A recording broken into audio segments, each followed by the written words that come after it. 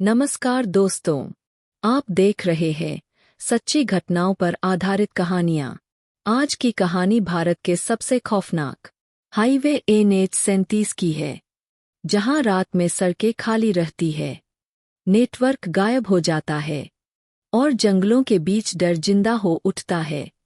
यह एक truck driver और उसके खलासी की आप बीती है, जिसमें खाने का सामान लदा है, डिलीवरी का समय तय है, लेकिन हर मोड़ पर मौत और डर खड़ा है। अगर आपको रियल फील वाली डरावनी कहानियां पसंद है, तो वीडियो को अंत तक देखें और खौफ की दस्ताक चैनल को सब्सक्राइब जरूर करें, क्योंकि यहाँ डर सिर्फ सुनाया नहीं जाता, महसूस कराया जाता है। मेरा नाम लोगों को जानना जरूरी नहीं, क्योंकि NH-37 पर नाम नहीं, सिर्फ किस्मत चलती है। मैं एक ट्रक ड्राइवर हूँ। वही पुरानी जिंदगी, स्टीयरिंग, डीजल की गंद रातें और खाली सड़कें। चंडीगढ़ की जिंदगी जितनी चमकदार दिखती है, उतनी है नहीं। वहाँ पेट पालना आसान नहीं, इसलिए जब असम से कोलकाता तक खाने पीने का सामान ले जाने का कॉन्ट्रैक्ट मिला, तो मैंने बिना ज्यादा सोचे हाँ कर दी। ट्रक में चावल, दाल, आटा, तेल, सूखे मसाले और पैक्ड खाने का सामान भरा था। डिलीवरी टाइम बहुत टाइट था, अगर समय पर नहीं पहुंचे तो पूरा पेमेंट कट जाना तय था। मेरे साथ खलासी था, छोटू, सीधा साधा लड़का, पर रास्तों का डर उसके चेहरे पर साफ दिखता था। ट्रक स्टार्ट करने से पहले मैंने हमेशा की तरह डैशबोर्ड पर रखी हनुमान जी की छोटी सी मूर्ति को हाथ लगाया, अगरबत्ती जलाई और मन ही मन बोला, आज भी सही सलामत पहुंचा देना। शाम ढलते हम NH-37 पर चढ़ चुके थे। दिन रहते सड़क ठीक लगती है, लेकिन जैसे ही अंधेरा गिरता है, यह हाईवे किसी और ही दुनिया में चला जाता है। रात के करीब 10:30 बज चुके थे। ट्रैफिक धीरे धीरे गायब हो गया। ना बस, ना कार, सिर्फ मेरा ट्रक और आगे फैलती काली सड़क। जंगल दोनों तरफ ऐसे खड़े थे जैसे कोई चुपचाप देख रहा हो। नेटवर्क पहले ही गायब हो चुका था, मोबाइल बस घड़ी दिखा रहा था। तभी पहली बार मुझे एहसास हुआ सन्नाटा कितना डरावना होता है। जानवरों की आवाजें आने लगी, कभी दूर से अजीब चीखा, कभी पास से पत्तों की सरसराहट। छोटू ने धीरे से पूछा, भैया यहाँ रात में गाड़ी नहीं रोकते ना? मैंने हंसने की कोशिश की, डर मत, भगवान हमारे साथ है। पर सच यह था कि मेरा खुद का दिल तेज धड़क रहा था। करीब 12 बजे ट्रक ने अचानक झटका लिया और इंजन बंद हो गया। पूरी सड़क सुनसान, हेडलाइट जल रही थी पर आगे कुछ दिखाई नहीं दे रहा था, जैसे रोशनी भी डर गई हो। छोटू का हाथ मेरे बाजू पर कस गया। भैया, अपने आप कैसे बंद हो गई? मैं नीचे उतरा। ठंडी हवा नहीं थी, फिर भी रोंगटे खड़े थे। तभी जंगल के अंदर से किसी औरत की हंसी जैसी आवाज आई। मैंने तुरंत आंखें बंद कर ली, जेब से तुलसी की माला निकाली और मन ही मन राम नाम जपने लगा। बिना कुछ किए मैं फिर केबिन में बैठा, चाबी घुमाई, ट्रक अपने आप स्टार्ट हो गया। ना कोई आवाज, ना कोई झटका। छोटू ने कांपती आवाज में कहा, भैया यह सड़क ठीक नहीं है। मैंने गियर डाला और ट्रक आगे बढ़ा दिया, पर मन में साफ था, यह सफर आसान नहीं होने वाला। और NH-37 पर रात अभी जिंदा होना शुरू ही हुई थी। ट्रक जैसे ही दोबारा रफ्तार में आया, मेरी धड़कनें स्टीयरिंग के साथ ताल मिलाने लगी। NH-37 पर रात गहरी हो चुकी थी, इतनी गहरी कि हेडलाइट की रोशनी भी थक कर जमीन पर बिखर जाती थी। सड़क सीधी नहीं थी, कभी हल्का मोड़, कभी अचानक ढलान, और दोनों तरफ ऐसे जंगल की मानो पेड़ों ने आपस में हाथ पकड़ रखे हो। मैं बार बार शीशे में देख रहा था, पता नहीं क्यों लग रहा था जैसे पीछे कोई बैठा हो, जबकि केबिन में सिर्फ मैं और छोटू थे। छोटू चुप था, बहुत ज्यादा चुप। उसकी आंखें सामने सड़क पर नहीं बल्कि खिड़की के बाहर अंधेरे में जमी थी। मैंने उसे टोकने के लिए कहा कि जरा पानी पी ले, पर उसने बिना मेरी तरफ देखे बस इतना कहा कि उसे प्यास नहीं है। उसकी आवाज में डर था, ऐसा डर जो बोले बिना भी महसूस हो जाए। कुछ किलोमीटर आगे बढ़े ही थे कि अचानक जंगल के अंदर से जानवरों की आवाजें तेज होने लगी। कोई भारी सांस लेने की आवाज, कहीं से तेज फड़फड़ाहट और बीच बीच में ऐसी चीख जैसे कोई घायल हो। मैं जानता था जंगल है, आवाजें आएंगी, पर यह आवाजें आम नहीं लग रही थी। ऐसा लग रहा था जैसे वह आवाजें सड़क के साथ साथ चल रही। ओ, मैंने रेडियो ऑन किया सोचकर कि थोड़ा मन लगा रहेगा। रेडियो में पहले तो बस सन्नाटा था, फिर अचानक किसी पुराने भजन की टूटी फूटी आवाज आई, राम नाम सत्य है।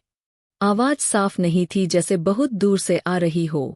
मैंने रेडियो बंद कर दिया क्योंकि उस भजन ने दिल को सुकून नहीं बल्कि और भारी कर दिया। कुछ देर बाद दूर एक ढाबे की पीली रोशनी दिखी। उस वीरान सड़क पर रोशनी दिखना किसी चमत्कार से कम नहीं था। मैंने ट्रक साइड में लगाया। डिलीवरी का टाइम दिमाग में घूम रहा था, पर शरीर जवाब देने लगा था और छोटू की हालत देखकर लगा कि थोड़ा रुकना जरूरी है। ढाबा बहुत पुराना था, 3 की छत, लकड़ी की बेंच और सामने जलती एक लालटेन। वहां एक अधेड़ उम्र का आदमी बैठा था, चेहरे पर झुर्रियाओं और आंखों में अजीब सी चमक। उसने हमें देखकर कुछ नहीं कहा, बस चाय बनाने लगा। हमने चाय पी, सूखा खाना खाया। मैंने ट्रक के पास खड़े होकर अगरबत्ती जलाई, माथा टेक कर मन ही मन प्रार्थना की। छोटू ने भी हाथ जोड़ लिया। ढाबे वाला तब बोला, रात में यहां से निकलना ठीक नहीं बेटा। उसकी आवाज में चेतावनी थी, डर नहीं। मैंने पूछा, क्यों? तो उसने बस इतना कहा, सड़क जाग जाती है। हम ज्यादा देर नहीं रुके। जैसे ही ढाबा पीछे छूटा, मोबाइल पूरी तरह डेड हो गया। घड़ी भी अजीब तरह से अटक सी गई थी, सेकंड की सुई जैसे हिल ही नहीं रही हो। अचानक ट्रक फिर से धीमा होने लगा। इस बार इंजन की आवाज बदल गई थी, जैसे कोई भारी बोझ और लाद दिया गया हो। छोटू ने घबराकर कहा कि उसे केबिन में ठंड लग रही है, जबकि बाहर हवा तक नहीं थी। तभी सामने सड़क के किनारे किसी आदमी की परछाई दिखी। मैंने ब्रेक नहीं मारा, बस स्पीड कम कर दी। वो परछाई हिली नहीं, बस खड़ी रही। जैसे ही ट्रक पास से गुजरा, मेरे कान के पास से किसी ने धीरे से सांस छोड़ी। मेरे हाथ कांपने लगे। मैंने हनुमान जी की मूर्ति को फिर से छुआ और ट्रक आगे बढ़ा दिया। पीछे मुड़कर देखने की हिम्मत नहीं हुई। मुझे साफ लगने लगा था कि NH-37 पर रात सिर्फ अंधेरी नहीं होती, वो देखती है, सुनती है और इंतजार करती है। और यह सफर अभी आधे से भी कम रास्ते में था। ढाबा पीछे छूट चुका था, लेकिन उसकी पीली रोशनी मेरी आंखों में अब भी अटकी हुई थी, जैसे कोई निशान छोड़ गई हो। NH-37 पर आगे बढ़ते ही सड़क और ज्यादा सुनसान हो गई, इतनी कि हेडलाइट की रोशनी में दिखती काली डामर भी डरावनी लगने लगी। जंगल अब और घना था, पेड़ इतने पास कि लगता था जरा सा संतुलन बिगड़ा और ट्रक सीधा खाई में चला जाएगा। नीचे सिर्फ अंधेरा था, इतना गहरा कि उसकी कोई गहराई ही नहीं दिखती थी। छोटू ने चुप्पी तोड़ी नहीं, लेकिन उसकी सांसों की आवाज बदल गई थी, जैसे हर सांस के साथ वह किसी अनजानी चीज को गिन रहा हो। मैं खुद को मजबूत दिखाने की कोशिश कर रहा था, पर अंदर कहीं कुछ टूटने लगा था, क्योंकि यह वही सड़क थी जिसके बारे में पुराने ड्राइवर कहते थे कि यहाँ रात को समय भी डर जाता है। ट्रक की रफ्तार में जानबूझकर कम रख रहा था क्योंकि आगे तीखे मोड़ थे और उन मोड़ों के बाहर सिर्फ खाई और सन्नाटा। तभी अचानक जंगल के भीतर से जानवरों की आवाजें तेज हो गई, पहले दूर दूर से, फिर एक साथ, जैसे किसी ने इशारा कर दिया हो। कभी लगता कोई भारी शरीर झाड़ियों में सरक रहा है, कभी लगता कोई पंजों से जमीन कुरेद रहा है, और बीच बीच में ऐसी आवाजें आती जो किसी जानवर की नहीं लगती थी। मैंने खिड़की थोड़ी बंद कर दी, फिर भी ठंडी हवा के साथ अजीब सी गंध अंदर आ रही थी, मिट्टी और गीले पत्तों की नहीं बल्कि किसी पुराने बंद पड़े कमरे जैसी। छोटू ने धीरे से कहा कि उसे लग रहा है जैसे कोई हमारे साथ साथ चल रहा है, सड़क के किनारे, अंधेरे में, हमारे बराबर। मैंने उसे डांटने की कोशिश की पर आवाज गले में ही अटक गई क्योंकि मुझे भी कुछ ऐसा ही महसूस हो रहा था। अचानक सामने एक लंबा मोड़ आया, इतना तीखा कि ट्रक को लगभग रुक कर मोड़ना पड़ा। जैसे ही मैंने स्टीयरिंग घुमाया, हेडलाइट की रोशनी मोड़ के पार गई, और वहां कुछ पल के लिए ऐसा लगा जैसे सड़क खत्म हो गई हो। दिल एक पल को रुक गया, पैर अपने आप ब्रेक पर चला गया और उसी पल इंजन फिर से बंद हो गया। पूरा सन्नाटा, ना इंजन की आवाज ना हवा की सरसराहट, बस जंगल की भारी सांसें। छोटू का हाथ मेरी बाजू पर कस गया। उसकी उंगलियां ठंडी थी, जैसे खून ने बहना छोड़ दिया हो। मैंने चाबी घुमाई, 1 बार, 2 बार, 3 बार, लेकिन ट्रक खामोश रहा। उस खामोशी में मुझे साफ सुनाई दिया, जैसे कोई बहुत पास से बुदबुदा रहा हो। शब्द समझ में नहीं आ रहे थे पर आवाज इंसानी थी। मैंने आंखें बंद कर ली, मन ही मन हनुमान चालीसा के दोहे याद करने लगा जो बचपन में माँ सिखाया करती थी। हर दोहे के साथ दिल थोड़ा संभलता पर बाहर की हवा और भारी होती जाती। छोटू सिसकने लगा, बिना आवाज के, बस उसकी सांसें टूट रही थी। तभी अचानक ट्रक अपने आप स्टार्ट हो गया, ना झटका ना आवाज, बस मीटर जल उठे और इंजन ऐसे चल पड़ा जैसे कभी बंद ही ना हुआ हो। मैंने देर नहीं की, गियर डाला और ट्रक आगे बढ़ा दिया। उस मोड़ से जितनी जल्दी हो सके निकलना चाहता था। पीछे मुड़कर देखने की हिम्मत फिर भी नहीं हुई, लेकिन शीशे में एक पल के लिए कुछ हिलता हुआ दिखा, जैसे कोई परछाई खाई की तरफ सरक गई हो। मैंने खुद से कहा कि यह सिर्फ आंखों का धोखा है, पर दिल जानता था कि NH-37 पर धोखे सिर्फ आंखों के नहीं होते।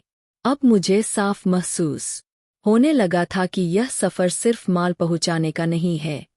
यह मेरी हिम्मत, मेरे विश्वास और मेरी रातों की परीक्षा लेने निकला है। और अभी तो इस खौफनाक हाईवे ने अपना असली चेहरा दिखाना शुरू भी नहीं किया था। ट्रक उस मोड़ से निकल तो गया था, लेकिन मेरा मन वहीं अटका रह गया था, जैसे कोई हिस्सा उसी खाई के अंधेरे में छूट गया हो। NH-37 पर आगे बढ़ते ही सड़क और ज्यादा संकरी होती चली गई। दोनों तरफ जंगल ऐसे सट गए थे कि लगता था हेडलाइट की रोशनी को भी रास्ता मांगकर निकलना पड़ रहा है। मैंने स्पीड स्थिर रखी क्योंकि यहाँ जरा सी लापरवाही सीधे नीचे अंधेरे में गिरा सकती थी, और नीचे क्या है यह सोचने की हिम्मत भी नहीं हो रही थी। छोटू अब पूरी तरह चुप था। उसकी आंखें बंद थी, लेकिन नींद नहीं थी, बस डर से बंद थी। मैं उसकी हालत समझ रहा था क्योंकि मेरे भीतर भी कुछ ऐसा ही चल रहा था। डर को आंखों से दूर रखने की नाकाम कोशिश। डैशबोर्ड पर रखी हनुमान जी की मूर्ति हल्की हल्की कंपन के साथ कांप रही थी, जैसे सड़क की हर थरथराहट उसे भी महसूस हो रही हो। कुछ दूर आगे अचानक हवा बदल गई। जंगल की आवाजें एक पल को थम गई, जैसे किसी ने सबको चुप रहने का इशारा कर दिया हो। उस सन्नाटे में मुझे अपने दिल की धड़कनें साफ सुनाई देने लगी, और उसी के बीच कहीं बहुत दूर से किसी मंदिर की घंटी जैसी आवाज आई। मैंने कान लगाकर सुना, पर अगली ही पल वह आवाज गायब हो गई, जैसे कभी थी ही नहीं। थोड़ी देर बाद सड़क के किनारे एक छोटा सा चबूतरा दिखा। उस पर एक पुराना सा पीपल का पेड़ और नीचे कुछ टूटे फूटे पत्थर। मैंने ब्रेक नहीं मारा, बस नजर गई और मन अपने आप बोला, यहाँ कोई पूजा करता होगा। छोटू ने आंखें खोलकर उसी तरफ देखा और धीरे से बोला कि उसे माँ की याद आ रही है। उसकी आवाज में इतना अपनापन था कि मेरा गला भर आया। टाइम का दबाव अब दिमाग पर भारी होने लगा था। डिलीवरी का समय नजदीक आ रहा था और हर मिनट रुकना नुकसान था, लेकिन यह सड़क मानो समय को अपने हिसाब से चलाना चाहती थी। घड़ी की सुई फिर से अजीब चलने लगी, कभी तेज कभी एकदम थमी हुई। तभी अचानक सामने सड़क पर कुछ बिखरा हुआ दिखा। मैंने स्पीड कम की, ध्यान से देखा। सूखे पत्ते, टूटी टहनियां और उनके बीच कुछ ऐसा जो रोशनी पड़ते ही चमक गया। दिल धक से रह गया, पर पास जाकर समझ आया कि वह बस एक टूटा हुआ शीशा था, किसी पुराने हादसे का निशान। उस शीशे में एक पल को मुझे अपना ही चेहरा दिखा, लेकिन आंखें मेरी नहीं लग रही थी। छोटू ने कांपती आवाज में कहा कि उसे ऐसा लग रहा है जैसे कोई हमें देख रहा है, पेड़ों के पीछे से। मैंने जवाब नहीं दिया क्योंकि मैं भी वही महसूस कर रहा था, और कुछ बातें बिना बोले ही भारी हो जाती है। ट्रक आगे बढ़ता रहा और हर मोड़ के साथ जंगल और गहरा और अंधेरा और ठोस होता चला गया। फिर अचानक दूर कहीं से चाय उबलने की खुशबू आई। इस वीरानी में वह खुशबू अजीब थी पर सुकून देने वाली भी। कुछ ही देर में एक छोटा सा ढाबा दिखा, पहले से भी ज्यादा पुराना। बस एक बल्ब जल रहा था और सामने 2 चारपाइयां पड़ी थी। मैंने ट्रक रोका, सोचा थोड़ा पानी पी लेंगे, शरीर को सीधा कर लेंगे। ढाबे पर कोई दिखाई नहीं दिया, लेकिन चूल्हे पर चाय रखी थी, जैसे अभी अभी कोई उठा हो। मैंने आवाज लगाई, जवाब नहीं आया। छोटू डर के मारे ट्रक से उतरने को तैयार नहीं था तो मैं अकेला ही आगे बढ़ा। मैंने भगवान का नाम लिया, एक घूंट चाय पी। स्वाद बिल्कुल सही था, जैसे घर की बनी हो। जैसे ही वापस ट्रक की तरफ मुड़ा, पीछे जंगल से एक लंबी सांस लेने की आवाज आई, बहुत पास से। मैंने पलट कर नहीं देखा, बस कदम तेज कर लिए और केबिन में बैठ गया। चाबी घुमाते ही ट्रक तुरंत स्टार्ट हो गया, जैसे वह भी यहां से निकलना चाहता हो। ढाबा पीछे छूट गया, लेकिन उस चाय की गर्माहट मेरे हाथों में अब भी थी। मुझे समझ आ गया था कि NH-37 पर हर रुकावट सिर्फ थकान की नहीं होती। कुछ रुकावटें इंसान को यह याद दिलाने आती है कि वह अकेला नहीं है, और यह एहसास इस अंधेरी सड़क पर सबसे ज्यादा डरावना होता है। ढाबा पीछे छूट चुका था, लेकिन उसकी चाय की गर्माहट और उस अनदेखी मौजूदगी का एहसास मेरे भीतर कहीं अटका रह गया था, जैसे कोई चीज हाथ पकड़कर छोड़ना ही ना चाहती हो। NH-37 पर आगे बढ़ते ही सड़क फिर से उबड़-खाबड़ होने लगी। कहीं हल्की चढ़ाई, कहीं अचानक ढलान और दोनों तरफ गहरी खाइयां, जिनका अंदाजा सिर्फ दिल की धड़कनों से लगाया जा सकता था। हेडलाइट की रोशनी अब पहले जैसी तेज नहीं लग रही थी, जैसे अंधेरा उसे धीरे धीरे निगल रहा हो और हर मीटर के साथ रात और भारी होती जा रही थी। छोटू ने खिड़की से बाहर देखते हुए धीरे से कहा कि उसे पेड़ों के बीच कुछ हरकत दिख रही है, पर जब मैंने ध्यान से देखा तो सिर्फ झूमती शाखाएं थी, या शायद मैं खुद को समझा रहा था। उसकी आवाज में अब सवाल नहीं थे, बस डर था, और वह डर शब्दों से ज्यादा गहरा होता है। मैंने उसे कहा कि थोड़ा भगवान का नाम जप ले, मन शांत रहेगा। पर खुद मेरे होंठ भी बिना आवाज के मंत्र दोहरा रहे थे। कुछ दूरी पर सड़क अचानक बहुत शांत हो गई, जानवरों की आवाजें भी जैसे थम सी गई। इस सन्नाटे में ट्रक की हर छोटी आवाज बहुत तेज लग रही थी। इंजन की घरघराहट, टायरों का सड़क से घिसना और केबिन के अंदर हमारी सांसें। मुझे याद आया कि पुराने ड्राइवर कहाँ करते थे, जब जंगल अचानक चुप हो जाए तो समझ लेना चाहिए कि कुछ देख रहा है। तभी सामने हल्की सी धुंध फैलने लगी, पहले पतली परत, फिर धीरे धीरे इतनी कि सड़क का अगला सिरा गायब होने लगा। मैंने स्पीड और कम कर दी क्योंकि यहाँ जरा सी गलती सीधे खाई में ले जा सकती थी। छोटू ने अपनी सीट से उठकर हनुमान जी की मूर्ति को हाथ लगाया और आंखें बंद कर ली।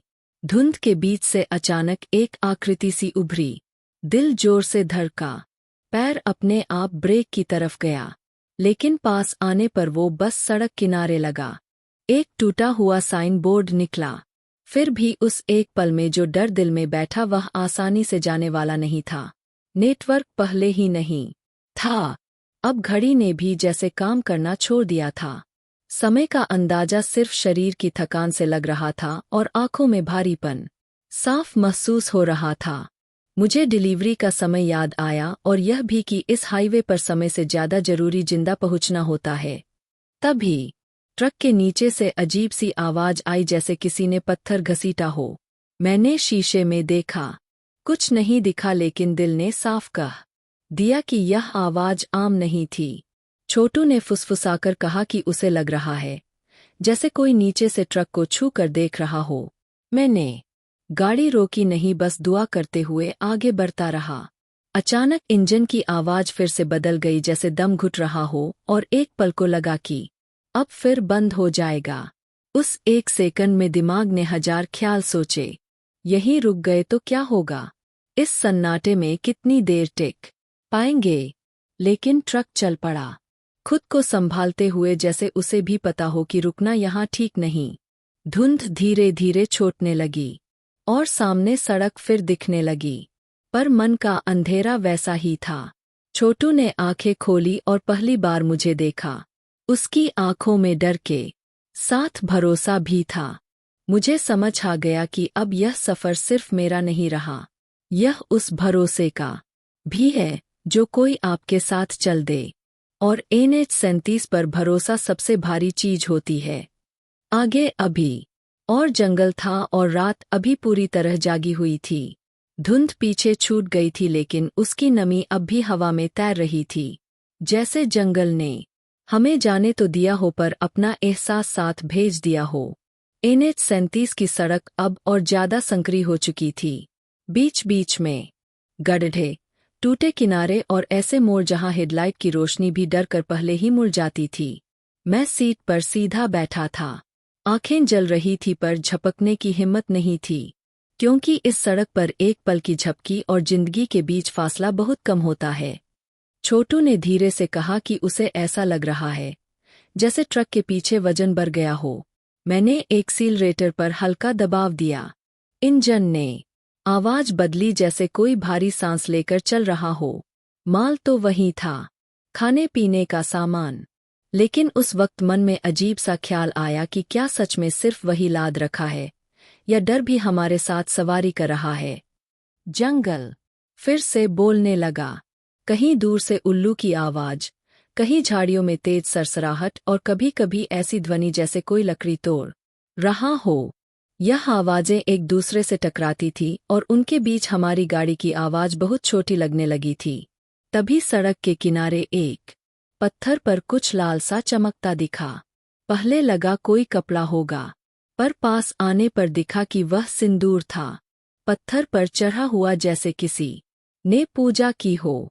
मैंने अपने आप ही रफ्तार कम कर दी। मन में एक अजीब सा सम्मान और डर दोनों साथ उठे। छोटू ने हाथ जोड़ लिए बिना कुछ बोले। उस जगह से निकलते ही हवा अचानक ठंडी हो गई, ऐसी ठंड जो शरीर को नहीं सीधे मन को पकड़ ले। मेरे मुंह से अपने आप निकल गया, जय बजरंगबली। छोटू ने तुरंत दोहरा दिया, जैसे उस नाम से थोड़ी हिम्मत मिल गई। ओ, कुछ ही दूर आगे सड़क अचानक नीचे की ओर उतरने लगी। ढलान के बगल में गहरी खाई थी और नीचे कुछ भी दिखाई नहीं दे रहा था, बस अंधेरा घना और चुप। मैंने गियर बदलकर गाड़ी को कंट्रोल में रखा, लेकिन तभी हेडलाइट की रोशनी में कुछ हिलता हुआ दिखा। वो कोई जानवर नहीं था, ना इंसान जैसा पूरा, बस एक परछाई जो सड़क के किनारे से खाई की तरफ सरकती दिखी। एक पल को लगा जैसे उसने पलट कर हमें देखा हो। मेरे हाथ स्टीयरिंग पर कस गए और दिल ने जोर से धक्का मारा। छोटू ने चीख नहीं मारी, बस मेरी तरफ देखा, और उसकी आंखों में जो डर था उस शब्दों से बड़ा था। मैंने गाड़ी रोकी नहीं, बस उसी रफ्तार में आगे बढ़ता रहा, क्योंकि रुकने का मतलब था उस अंधेरे को मौका देना। कुछ देर बाद सड़क थोड़ी सी सीधी हुई। मैंने राहत की सांस ली, लेकिन तभी महसूस हुआ कि मोबाइल फिर से हल्का सा जल उठा है, जैसे नेटवर्क वापस आने की कोशिश कर रहा हो। स्क्रीन पर एक बार सिग्नल दिखा, फिर गायब। उसी पल रेडियो अपने आप ऑन हो गया। इस बार कोई भजन नहीं था, बस धीमी सी आवाज, जैसे कोई बहुत दूर से हमारा नाम पुकार रहा हो। मैंने रेडियो बंद कर दिया, क्योंकि उस आवाज में अपनापन नहीं, बुलावा था। छोटू ने सिर सीट से टिका लिया और आंखें बंद कर ली। शायद वह थोड़ी देर के लिए खुद को इस सड़क से दूर ले जाना चाहता था। मैं उसे जगाया नहीं, क्योंकि अकेले डर सहना भी कभी कभी आसान लगता है। मुझे अब साफ लगने लगा था कि NH-37 सिर्फ रास्ता नहीं है, यह इंसान की थकान, उसका भरोसा और उसका डर सब कुछ परखता है। और अभी इस परीक्षा का सबसे कठिन हिस्सा आना बाकी था। छोटू की आंखें बंद थी, लेकिन उसकी नींद हल्की थी, जैसे जरा सी आवाज पर टूट जाए, और मैं उसे जगाना नहीं चाहता था, क्योंकि इस सड़क पर जागना जितना जरूरी है उतना ही डरावना भी। NH-37 अब किसी पुराने जख्म की तरह लगने लगी थी। जगह जगह उखड़ी हुई, किनारों से कटी हुई, और बीच में इतनी संकरी कि ट्रक का हर पहिया सोच समझ कर रखना पड़ता था। हेडलाइट की रोशनी आगे जाती तो ऐसा लगता जैसे वह अंधेरे से टकराकर वापस लौट आती हो। मानो रात खुद कह रही हो कि इससे आगे देखना मना है। मैंने खिड़की से बाहर झांका। हवा में मिट्टी और पत्तों की गंध थी, पर उसके नीचे कहीं एक और गंध छुपी हुई थी, पुरानी, भारी और उदास, जैसे बरसों पहले कुछ घटा हो और उसकी याद अभी भी जमीन में अटकी हो। सड़क के दोनों ओर पेड़ अब सिर्फ पेड़ नहीं लगते थे, उनकी शाखाएं अजीब अजीब आकार ले चुकी थी, कहीं किसी हाथ जैसी, कहीं किसी झुके हुए शरीर जैसी, और हर बार नजर हटाते ही लगता था कि वह थोड़ा और पास आ गए हैं। अचानक दूर कहीं से पानी गिरने की आवाज आई, जैसे कोई झरना हो। इस जंगल के बीच झरने की आवाज सुनना अच्छा भी लगा और डरावना भी, क्योंकि यहाँ कुछ भी वैसा नहीं होता जैसा दिखता है।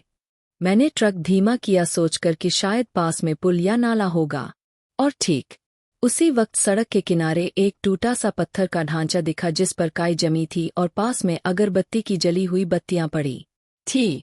छोटू की आंख खुल गई। उसने वही देखा जो मैंने देखा था, और बिना कुछ पूछे हाथ जोड़ ली। हम दोनों कुछ पल तक बस सामने देखते रहे, जैसे उस जगह को नज़र से पार करना चाहते हो। मैंने मन ही मन प्रार्थना की कि जो भी इस सड़क की रखवाली करता है वह हमें जाने दे। आगे बढ़ते ही सड़क अचानक बहुत चिकनी हो गई, इतनी कि टायरों की आवाज भी बदल गई। मुझे यह बदलाव अच्छा नहीं लगा, क्योंकि NH-37 पर अचानक अच्छे रास्ते अक्सर किसी और चीज की तरफ इशारा करते हैं। छोटू ने कहा कि उसे लग रहा है जैसे ट्रक हल्का हो गया है, और यही बात मुझे अंदर तक चुभ गई, क्योंकि मैंने भी यही महसूस किया था। कुछ दूर बाद सड़क के बीचों बीच एक बड़ा सा पेड़ गिरा हुआ दिखा। मैंने ब्रेक मारा, दिल जोर से धड़का, क्योंकि पीछे खाई थी और आगे रास्ता बंद। ट्रक रुक गया।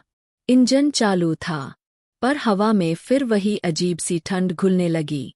हम दोनों नीचे नहीं उतरे।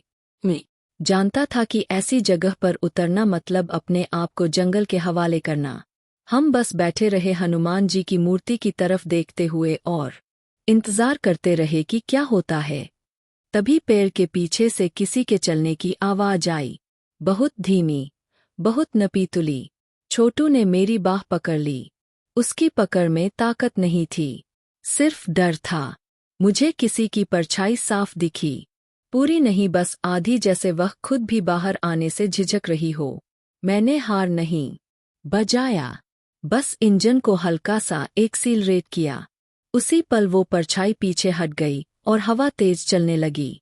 कुछ सेकंड बाद वही पेड़ जो रास्ता रोके खड़ा था, धीरे धीरे एक तरफ सरकता दिखा। ना कोई आवाज, ना कोई हाथ, बस जैसे किसी ने उसे हटा दिया हो। हम दोनों एक दूसरे को देखने की हिम्मत भी नहीं कर पाए। मैंने गाड़ी आगे बढ़ा दी बिना पीछे देखे। दिल कह रहा था कि पीछे जो था वह अब भी वही है, बस देख रहा है। NH-37 पर आगे बढ़ते हुए मुझे साफ समझ आ गया था कि यह सड़क सिर्फ डराती नहीं है, यह इंसान को एहसास दिलाती है कि वह कितना छोटा है और अंधेरा कितना बड़ा। और अभी यह एहसास और गहरा होने वाला था। पैर पीछे छूट गया था, लेकिन उसके हटने का तरीका मेरी आंखों के सामने बार बार घूम रहा था, जैसे किसी ने बिना शरीर के ही ताकत दिखा दी हो और हमें समझा दिया हो कि यहाँ रास्ता भी उन्हीं की मर्जी से मिलता है। NH-37 अब और ज्यादा वीरान लगने लगी थी। सड़क के किनारे लगे पत्थर, जंग लगे साइन बोर्ड और टूटे माइलस्टोन ऐसे दिखाई दे रहे थे जैसे किसी पुराने जमाने की निशानियां हो जिनसे आज का समय कट चुका हो। मैंने स्पीड स्थिर रखी, क्योंकि दिल अब तेज चलाने को कह ही नहीं रहा था। ऐसा लग रहा था जैसे यह सड़क जल्दबाजी पसंद नहीं करती। छोटू पूरी तरह जाग चुका था। उसकी आंखों में नींद नहीं बस चौकन्नापन था और वह हर आवाज पर हल्का सा सिहर जाता था। उसने कहा कि उसे लग रहा है जैसे हम किसी घेराव में चल रहे हो, जैसे जंगल दोनों तरफ से हमें बीच में दबाता जा रहा हो। मैंने कुछ नहीं कहा क्योंकि मैं भी यही महसूस कर रहा था और कई बार चुप रहना ही सबसे बड़ा जवाब होता है। कुछ दूरी पर सड़क अचानक ऊपर की ओर चढ़ने लगी। ढलान के साथ साथ हवा भी भारी होती गई। सांस लेते समय सीने पर बोझ सा लगने लगा। इंजन की आवाज बदल गई, जैसे उसे भी मेहनत ज्यादा करनी पड़ रही हो, और हर गियर बदलते वक्त दिल में एक डर उठता कि कहीं यही ना रुक जाए। तभी अचानक हेडलाइट की रोशनी में सड़क के बीच कुछ पड़ा हुआ दिखा। मैंने तुरंत ब्रेक नहीं मारा, बस स्पीड कम की और पास आने पर समझ आया कि वह एक पुराना लोटा और कुछ फूल थे, जैसे किसी ने हाल ही में पूजा की हो। उस दृश्य ने मेरे अंदर अजीब सा सम्मान और डर दोनों भर दिया, क्योंकि इतनी वीरानी में कोई पूजा करें, इसका मतलब था कि लोग यहाँ डरते भी हैं और मानते भी हैं। छोटू ने धीमी आवाज में कहा कि उसकी दादी कहा करती थी, ऐसी जगहों पर भगवान का नाम जोर से नहीं दिल में लेना चाहिए। मैंने सिर हिलाया और मन ही मन प्रार्थना करने लगा, बिना शब्दों के, बस एक भावना के साथ कि हमें यहाँ से सुरक्षित निकाल दे। आगे बढ़ते ही सड़क फिर से समतल हो गई, लेकिन अब उसके किनारे और भी खतरनाक लग रहे थे। एक तरफ गहरी खाई थी जिसमें से ठंडी हवा ऊपर उठ रही थी, और दूसरी तरफ जंगल इतना घना कि अंदर झांकने की हिम्मत नहीं हो रही थी। कभी कभी ऐसा लगता है जैसे खाई से कोई हमें देख रहा हो, ऊपर की तरफ चुपचाप। नेटवर्क का तो सवाल ही नहीं था। मोबाइल अब सिर्फ जेब का बोझ बन चुका था। रेडियो भी पूरी तरह शांत था और उस शांति में ट्रक की हर छोटी खड़खड़ाहट डर पैदा कर रही थी। छोटू ने कहा कि उसे प्यास लगी है, लेकिन पानी की बोतल उठाते वक्त उसका हाथ कांप रहा था। मैंने ट्रक थोड़ी देर के लिए साइड में लगाया, इंजन चालू ही रखा। हम दोनों ने जल्दी जल्दी पानी पिया, सूखा खाना खाया, बिना नीचे उतरे बस केबिन के अंदर ही उस छोटे से आराम में भी दिल को सुकून नहीं मिला, क्योंकि बाहर का अंधेरा जैसे हमें घूर रहा था। तभी जंगल के भीतर से किसी बच्चे के रोने जैसी आवाज आई, बहुत हल्की, बहुत दर्द भरी। छोटू की आंखें फैल गई, उसने मेरी तरफ देखा जैसे पूछ रहा हो कि यह क्या था। मैंने इंजन को थोड़ा एक्सीलरेट किया और ट्रक आगे बढ़ा दिया, क्योंकि इस सड़क पर सवाल पूछना सबसे खतरनाक काम होता है। आवाज धीरे धीरे पीछे छूट गई, लेकिन उसका असर हमारे भीतर रह गया। NH-37 पर अब मुझे साफ लगने लगा था कि यहाँ डर सिर्फ सामने से नहीं आता, वो पीछे भी चलता है, भीतर भी उतरता है और इंसान को अंदर से कमजोर करता है। और इस सफर में सबसे मुश्किल काम था डर के साथ चलते रहना। बच्चे के रोने की आवाज पीछे छूट गई थी, लेकिन उसका असर हमारे कानों में नहीं, सीधे दिल में अटक गया था, जैसे किसी ने अंदर एक पत्थर रख दिया हो जो हर धड़कन के साथ भारी होता जा रहा था। NH-37 पर आगे बढ़ते हुए सड़क अब और भी सुनसान हो गई थी, इतनी कि हेडलाइट की रोशनी के बाहर कुछ भी मौजूद नहीं लगता था, मानो दुनिया वहीं खत्म हो जाती हो जहां हमारी गाड़ी चल रही थी। मैंने स्टीयरिंग को मजबूती से पकड़ा हुआ था, उंगलियों में हल्का दर्द होने लगा था, पर पकड़ ढीली करने की हिम्मत नहीं थी, क्योंकि ऐसा लग रहा था कि अगर मैंने जरा भी छोड़ा तो रास्ता हमें छोड़ देगा। छोटू ने खिड़की से बाहर झांकते हुए कहा कि उसे पेड़ों के बीच कुछ जलता हुआ दिखा, जैसे कोई छोटी सी लौ। ओ, मैंने ध्यान से देखा और सच में दूर कहीं हल्की सी रोशनी दिख रही थी, ना ज्यादा तेज ना पूरी बुझी हुई, बस ऐसी जैसे कोई दिया हवा से लड़ रहा हो। उस रोशनी को देखकर दिल में एक अजीब सा खिंचाव हुआ, क्योंकि इस अंधेरे में कोई भी रोशनी उम्मीद बन जाती है। जैसे जैसे हम पास आए वह रोशनी एक छोटे से मंदिर के रूप में साफ होने लगी। मिट्टी का ढांचा, ऊपर टीन की छत और सामने जलता एक दिया जिसकी लौ बिना हवा के भी कांप रही थी। मैंने ट्रक अपने आप ही धीमा कर दिया, बिना सोचे कि रुकना सही है या नहीं। छोटू ने तुरंत हाथ जोड़ लिए, उसकी आंखों में डर के साथ श्रद्धा भी झलक रही थी। मंदिर के सामने कोई नहीं था, बस दिए की रोशनी और अगरबत्ती की हल्की सी खुशबू हवा में तैर रही थी। मैं नीचे नहीं उतरा लेकिन केबिन में बैठे बैठे ही माथा झुका दिया। उस पल मन में बस एक ही प्रार्थना थी कि हमें रास्ता मिल जाए और जो भी इस सड़क की रखवाली करता है वह हमें स्वीकार कर ले। जैसे ही ट्रक मंदिर के पास से गुजरा, हवा अचानक तेज हो गई। पेड़ों की शाखाएं जोर से हिलने लगी और कुछ सूखे पत्ते हेडलाइट की रोशनी में उड़ते हुए सामने आ गए। छोटू ने डरकर आंखें बंद कर ली और मैंने एक्सीलरेटर थोड़ा और दबा दिया। मंदिर पीछे छूटते ही फिर वही घना अंधेरा। अब सड़क में हल्का सा कंपन महसूस होने लगा था, जैसे जमीन के नीचे कुछ हरकत कर रहा हो। ट्रक के टायरों के नीचे से आती आवाज बदली हुई थी, जैसे डामर नहीं किसी और चीज पर चल रहे हो। तभी अचानक सड़क के किनारे एक बोर्ड दिखा, जंग लगा हुआ, आधा टूटा हुआ। उस पर कुछ लिखा था, पर अक्षर घिस चुके थे। बस इतना पर पाया। सावधान, बाकी शब्द समय के साथ मिट चुके थे, या शायद जानबूझकर मिटा दिए गए थे। छोटू ने कहा कि उसे लग रहा है जैसे हम किसी ऐसे हिस्से में आ गए हैं जहां लोग कम और कहानियां ज्यादा होती है। मैंने जवाब नहीं दिया क्योंकि यही सच्चाई थी और NH-37 पर सच्चाई हमेशा डरावनी होती है। डिलीवरी का समय अब बहुत करीब था, पर रास्ता मानो जानबूझकर लंबा होता जा रहा था। अचानक ट्रक केबिन के पीछे से किसी ने हल्का सा ठपट पाया। एक बार, फिर दूसरी बार।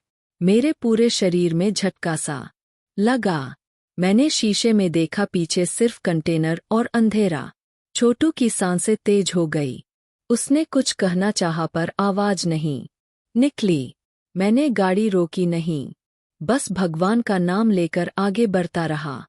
थपथपाने की आवाज दोबारा नहीं आई, लेकिन उसकी गूंज हमारे भीतर रह गई।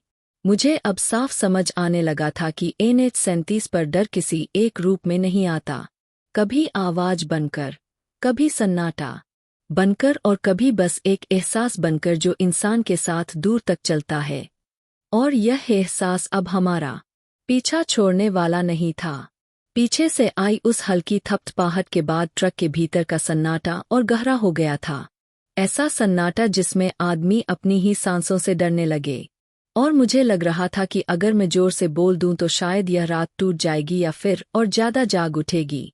NH-37 अब सिर्फ एक सड़क नहीं लग रही थी, बल्कि किसी पुराने रहस्य की तरह महसूस हो रही थी, जो हर मोड़ पर अपने बारे में कुछ ना कुछ दिखाता है, लेकिन पूरा सच कभी सामने नहीं आने देता। छोटू बिल्कुल सीधा बैठा था, उसकी पीठ सीट से चिपकी हुई, आंखें सामने सड़क पर, लेकिन साफ दिख रहा था कि वह देख कम रहा है और महसूस ज्यादा कर रहा है। मैंने उसे ढाढ़स बंधाने के लिए कुछ कहना चाहा पर शब्द ही नहीं मिले, क्योंकि मेरे भीतर भी वही डर जड़े जमा चुका था। बस मैंने उसे छुपा रखा था। ट्रक अब एक लंबे सीधे हिस्से पर आ गया था। सड़क इतनी सीधी कि लगता था जैसे कहीं जाकर अचानक खत्म हो जाएगी। दोनों तरफ जंगल थोड़ा पीछे हट गया था, पर उसकी मौजूदगी फिर भी महसूस हो रही थी, जैसे वह दूर खड़ा होकर हमें जाते हुए देख रहा हो। मैंने स्पीड थोड़ी बढ़ाई, सोचा इस हिस्से को जल्दी पार कर लें। इंजन की आवाज थोड़ी तेज हुई, लेकिन उसी के साथ केबिन के भीतर एक अजीब सी गूंज भर गई, जैसे आवाजें लौटकर हम तक वापस आ रही हो। छोटू ने अचानक कहा कि उसे अपने कानों के पास किसी के फुसफुसाने जैसा लग रहा है, लेकिन शब्द समझ में नहीं आ रहे। मेरे दिल ने कहा कि पीछे मत देखना। इस सड़क पर पीछे देखना अक्सर आगे की मुसीबत को बुला लेता है। मैंने अपनी नजरें सड़क पर टिकाए रखी और मन ही मन भगवान का नाम जपता रहा, बिना आवाज के, बिना किसी दिखावे के। कुछ किलोमीटर आगे अचानक हल्की बारिश शुरू हो गई। बूंदें बड़ी नहीं थी, लेकिन उनकी आवाज अजीब थी, जैसे वह शीशे पर नहीं सीधे दिमाग पर गिर रही हो। वाइपर चल रहे थे, पर शीशे के बाहर की दुनिया और भी धुंधली होती जा रही थी। बारिश के साथ ही जंगल की आवाजें फिर से लौट आई, कहीं से मेंढकों की टर्टर, कहीं से अजीब सी फुसफुसाहट, और कभी-कभी ऐसा लगता जैसे कोई तेज कदमों से सड़क के साथ साथ चल रहा हो। छोटू ने धीमे से पूछा कि क्या हमें रुक कर कहीं सुरक्षित जगह पर खड़ा हो जाना चाहिए। मैंने सिर हिला दिया। इस हाईवे पर सुरक्षित जगह नाम की कोई चीज नहीं होती। तभी अचानक ट्रक की हेडलाइट्स एक पल के लिए झपक गई। दिल जोर से धड़का। अगले ही पल लाइट वापस आ गई। लेकिन उस एक सेकंड में मैंने सड़क के किनारे कुछ खड़ा देखा था।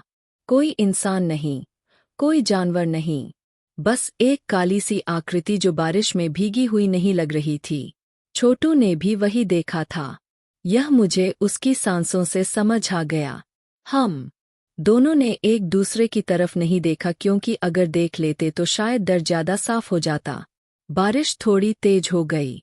सड़क फिसलन भरी हो चली थी और खाई की तरफ से ठंडी हवा सीधे केबिन में घुसने लगी। मैंने खिड़की पूरी बंद कर दी, फिर भी वह ठंड अंदर तक उतर रही थी। तभी ट्रक के डैशबोर्ड पर रखी हनुमान जी की मूर्ति हल्की सी हिल गई। कोई झटका नहीं लगा था। सड़क भी सीधी थी, फिर भी वह हिली। मैंने तुरंत हाथ जोड़ दिए। छोटू ने भी वही किया। उस पल मुझे समझ आ गया कि NH-37 पर चलना सिर्फ ड्राइविंग नहीं है, यह अपने भीतर के डर, अपने भरोसे और अपने भगवान तीनों को साथ लेकर चलने का नाम है। और यह रात अभी आधी भी नहीं बीती थी। रात आधी भी नहीं बीती थी, लेकिन शरीर ऐसा लग रहा था जैसे कई रातों से सोया ही ना हो। आंखें जल रही थी और दिमाग लगातार एक ही बात दोहरा रहा था कि इस सड़क पर थकान भी दुश्मन बन जाती है। NH-37 की बारिश अब हल्की पड़ चुकी थी, मगर सड़क पर गीली चमक रह गई थी। हेडलाइट की रोशनी उस पर पड़ती तो ऐसा लगता जैसे रास्ता हिल रहा हो, जैसे जमीन भी स्थिर नहीं रहना चाहती। मैंने ट्रक को संभाल कर चलाया, हर मोड़ पर पहले से ज्यादा सावधानी, क्योंकि यहाँ गलती माफ नहीं होती। छोटू ने धीरे से कहा कि उसे नींद आ रही है, लेकिन उसकी आवाज में नींद नहीं, हार थी। मैंने उसे कहा कि आंखें बंद कर ले, भगवान का नाम लेता रहे। पर सच यह था कि मुझे भी एक पल के लिए आंखें बंद करने का मन कर रहा था। पर उसी पल माँ की आवाज कानों में गूंजी, जैसे बचपन में कहती थी, रात की सड़क पर आंखें नहीं, नियत जागती है। आगे एक जगह सड़क थोड़ी चौड़ी हुई और किनारे मिट्टी का छोटा सा कटाव दिखा, जहां अक्सर ड्राइवर गाड़ी साइड में लगाकर पेशाब पानी कर लेते हैं या 2 मिनट सांस ले लेते। मैंने वहां ट्रक रोका, इंजन चालू रखा, क्योंकि पूरी तरह बंद करने की हिम्मत नहीं थी। बाहर उतरते ही ठंडी हवा चेहरे से टकराई और रोंगटे खड़े हो गए। जंगल बिल्कुल पास लग रहा था, जैसे बस 2 कदम की दूरी पर। छोटू नीचे नहीं उतरा, वह केबिन में बैठा रहा, हनुमान जी की मूर्ति की तरफ देखते हुए होंठ हिल रहे थे, पर आवाज नहीं आ रही थी। मैंने जल्दी से पानी के छींटे चेहरे पर मारे, चारों तरफ नजर घुमाई। कुछ नहीं दिखा, लेकिन यह कुछ नहीं सबसे डरावना था। जैसे ही मैं केबिन में वापस बैठा, दूर कहीं से सूखी टहनी टूटने की आवाज आई। एक बार, फिर दूसरी बार।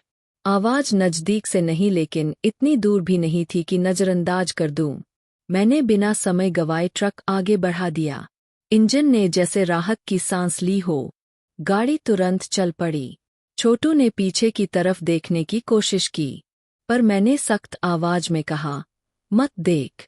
कुछ किलोमीटर बाद सड़क फिर से जंगल में गहराई तक घुस गई। पेड़ ऊपर से झुकते हुए लग रहे थे, जैसे रास्ते को ढकना चाहते हो। उनके बीच से आती हवा में अजीब सी सरसराहट थी, जैसे कोई फुसफुसा रहा हो, पर शब्द पकड़ में नहीं आते। तभी अचानक मुझे महसूस हुआ कि ट्रक के अंदर तापमान बदल रहा है। पहले हल्की ठंड, फिर अचानक गर्मी और फिर दोबारा ठंड। ना ऐसी चल रहा था, ना कोई खिड़की खुली थी। छोटू ने कहा कि उसे चक्कर आ रहा है और उसका चेहरा पीला पड़ चुका था। मैंने उसे पानी दिया, खुद भी 2 घूंट पिए और मन ही मन प्रार्थना की कि बस यह रात कट जाए।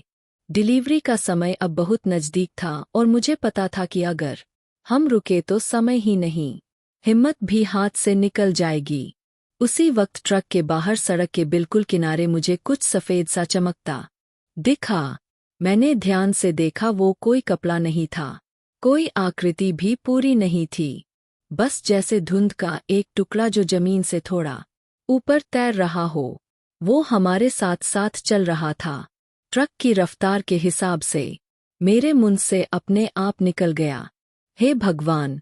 छोटू ने कुछ नहीं पूछा, शायद उसने भी वही देखा था। मैंने स्पीड बढ़ाई।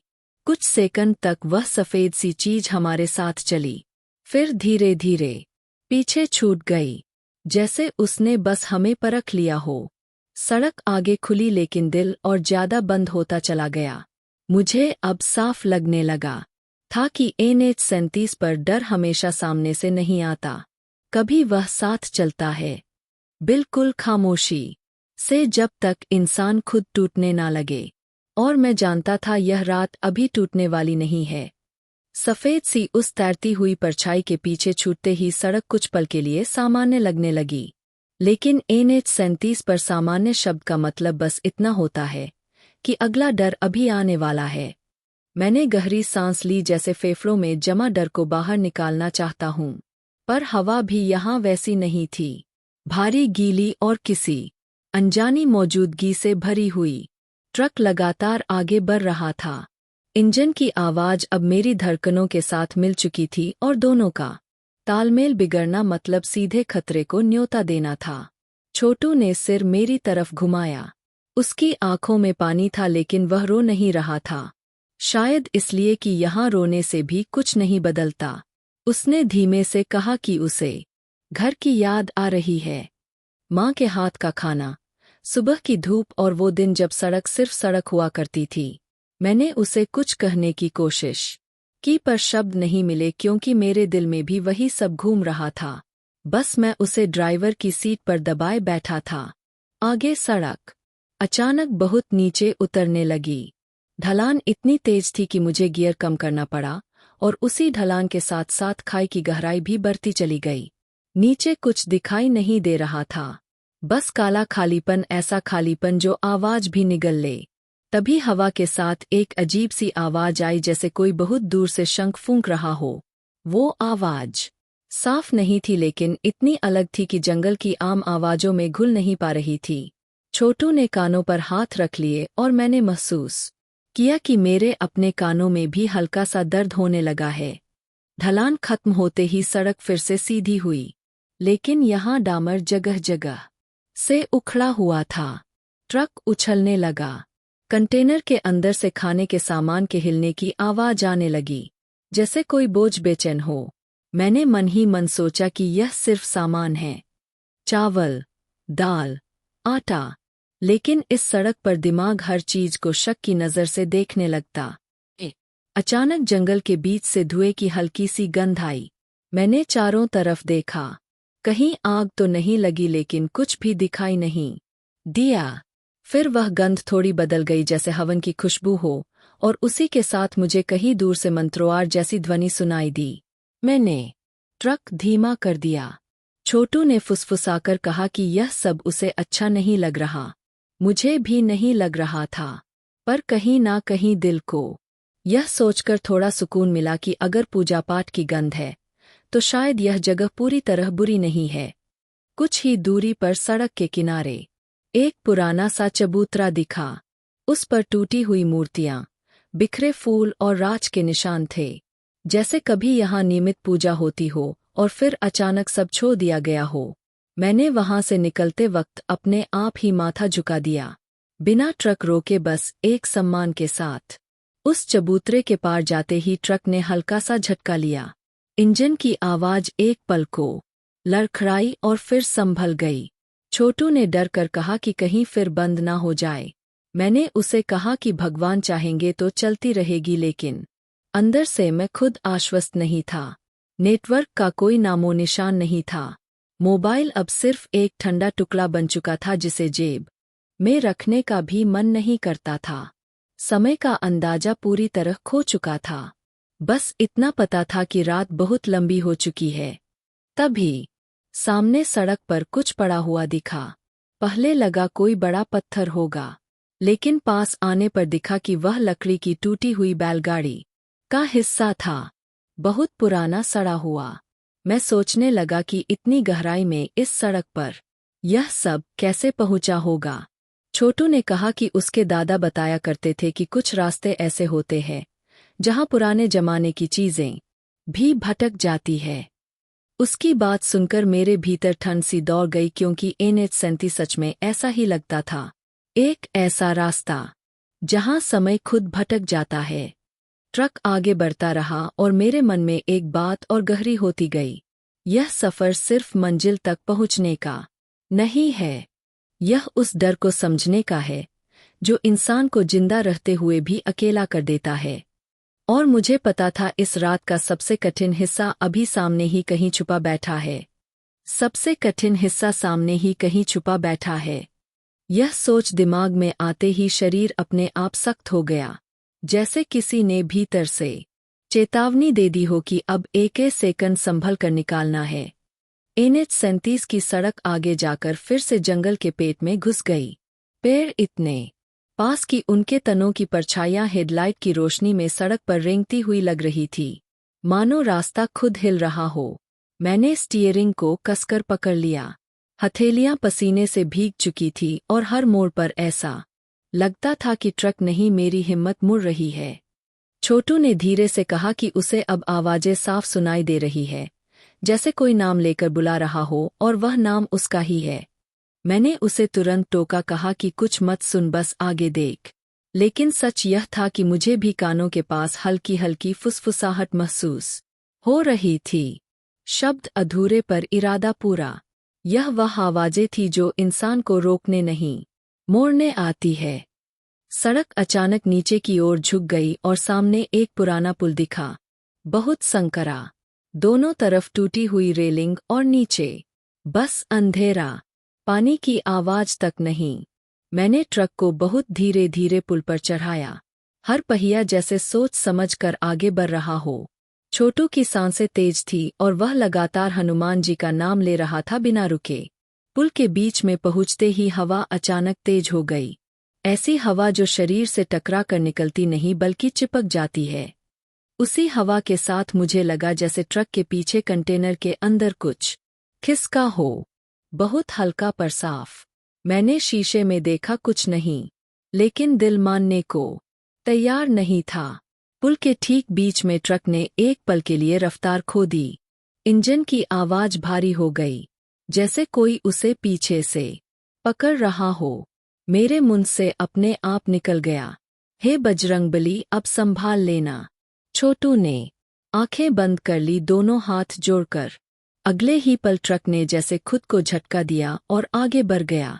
पुल पार होते ही मैंने सांस छोड़ी, लेकिन राहत पूरी नहीं मिली, क्योंकि सामने सड़क और भी अजीब लग रही थी। यहाँ जंगल थोड़ा खुला था, लेकिन जमीन पर धुंध की पतली परत बिछी हुई थी जो टायरों के नीचे से उठती और फिर बैठ जाती थी। धुंध के बीच से अचानक किसी औरत की धीमी सी हंसी सुनाई दी, बहुत पास से नहीं, लेकिन इतनी दूर भी नहीं कि नजरअंदाज कर दूं।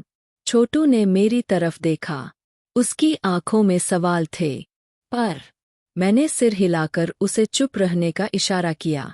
इस सड़क पर जवाब देना अक्सर सबसे बड़ी गलती होती है।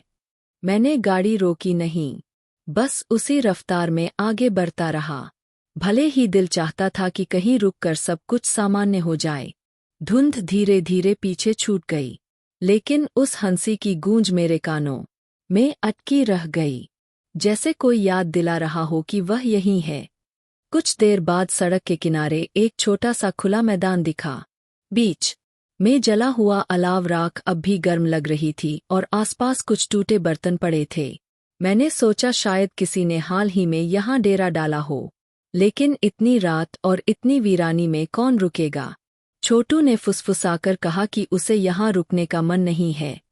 मैंने भी यही सोचा और एक्सीलरेटर थोड़ा दबा दिया। जैसे ही हम उस मैदान को पार कर रहे थे, पीछे से किसी के दौड़ने की आवाज आई, बहुत तेज, जैसे कोई ट्रक के पीछे पीछे भाग रहा हो। मेरे पूरे शरीर में झुरझुरी दौड़ गई। मैंने स्पीड और बढ़ाई।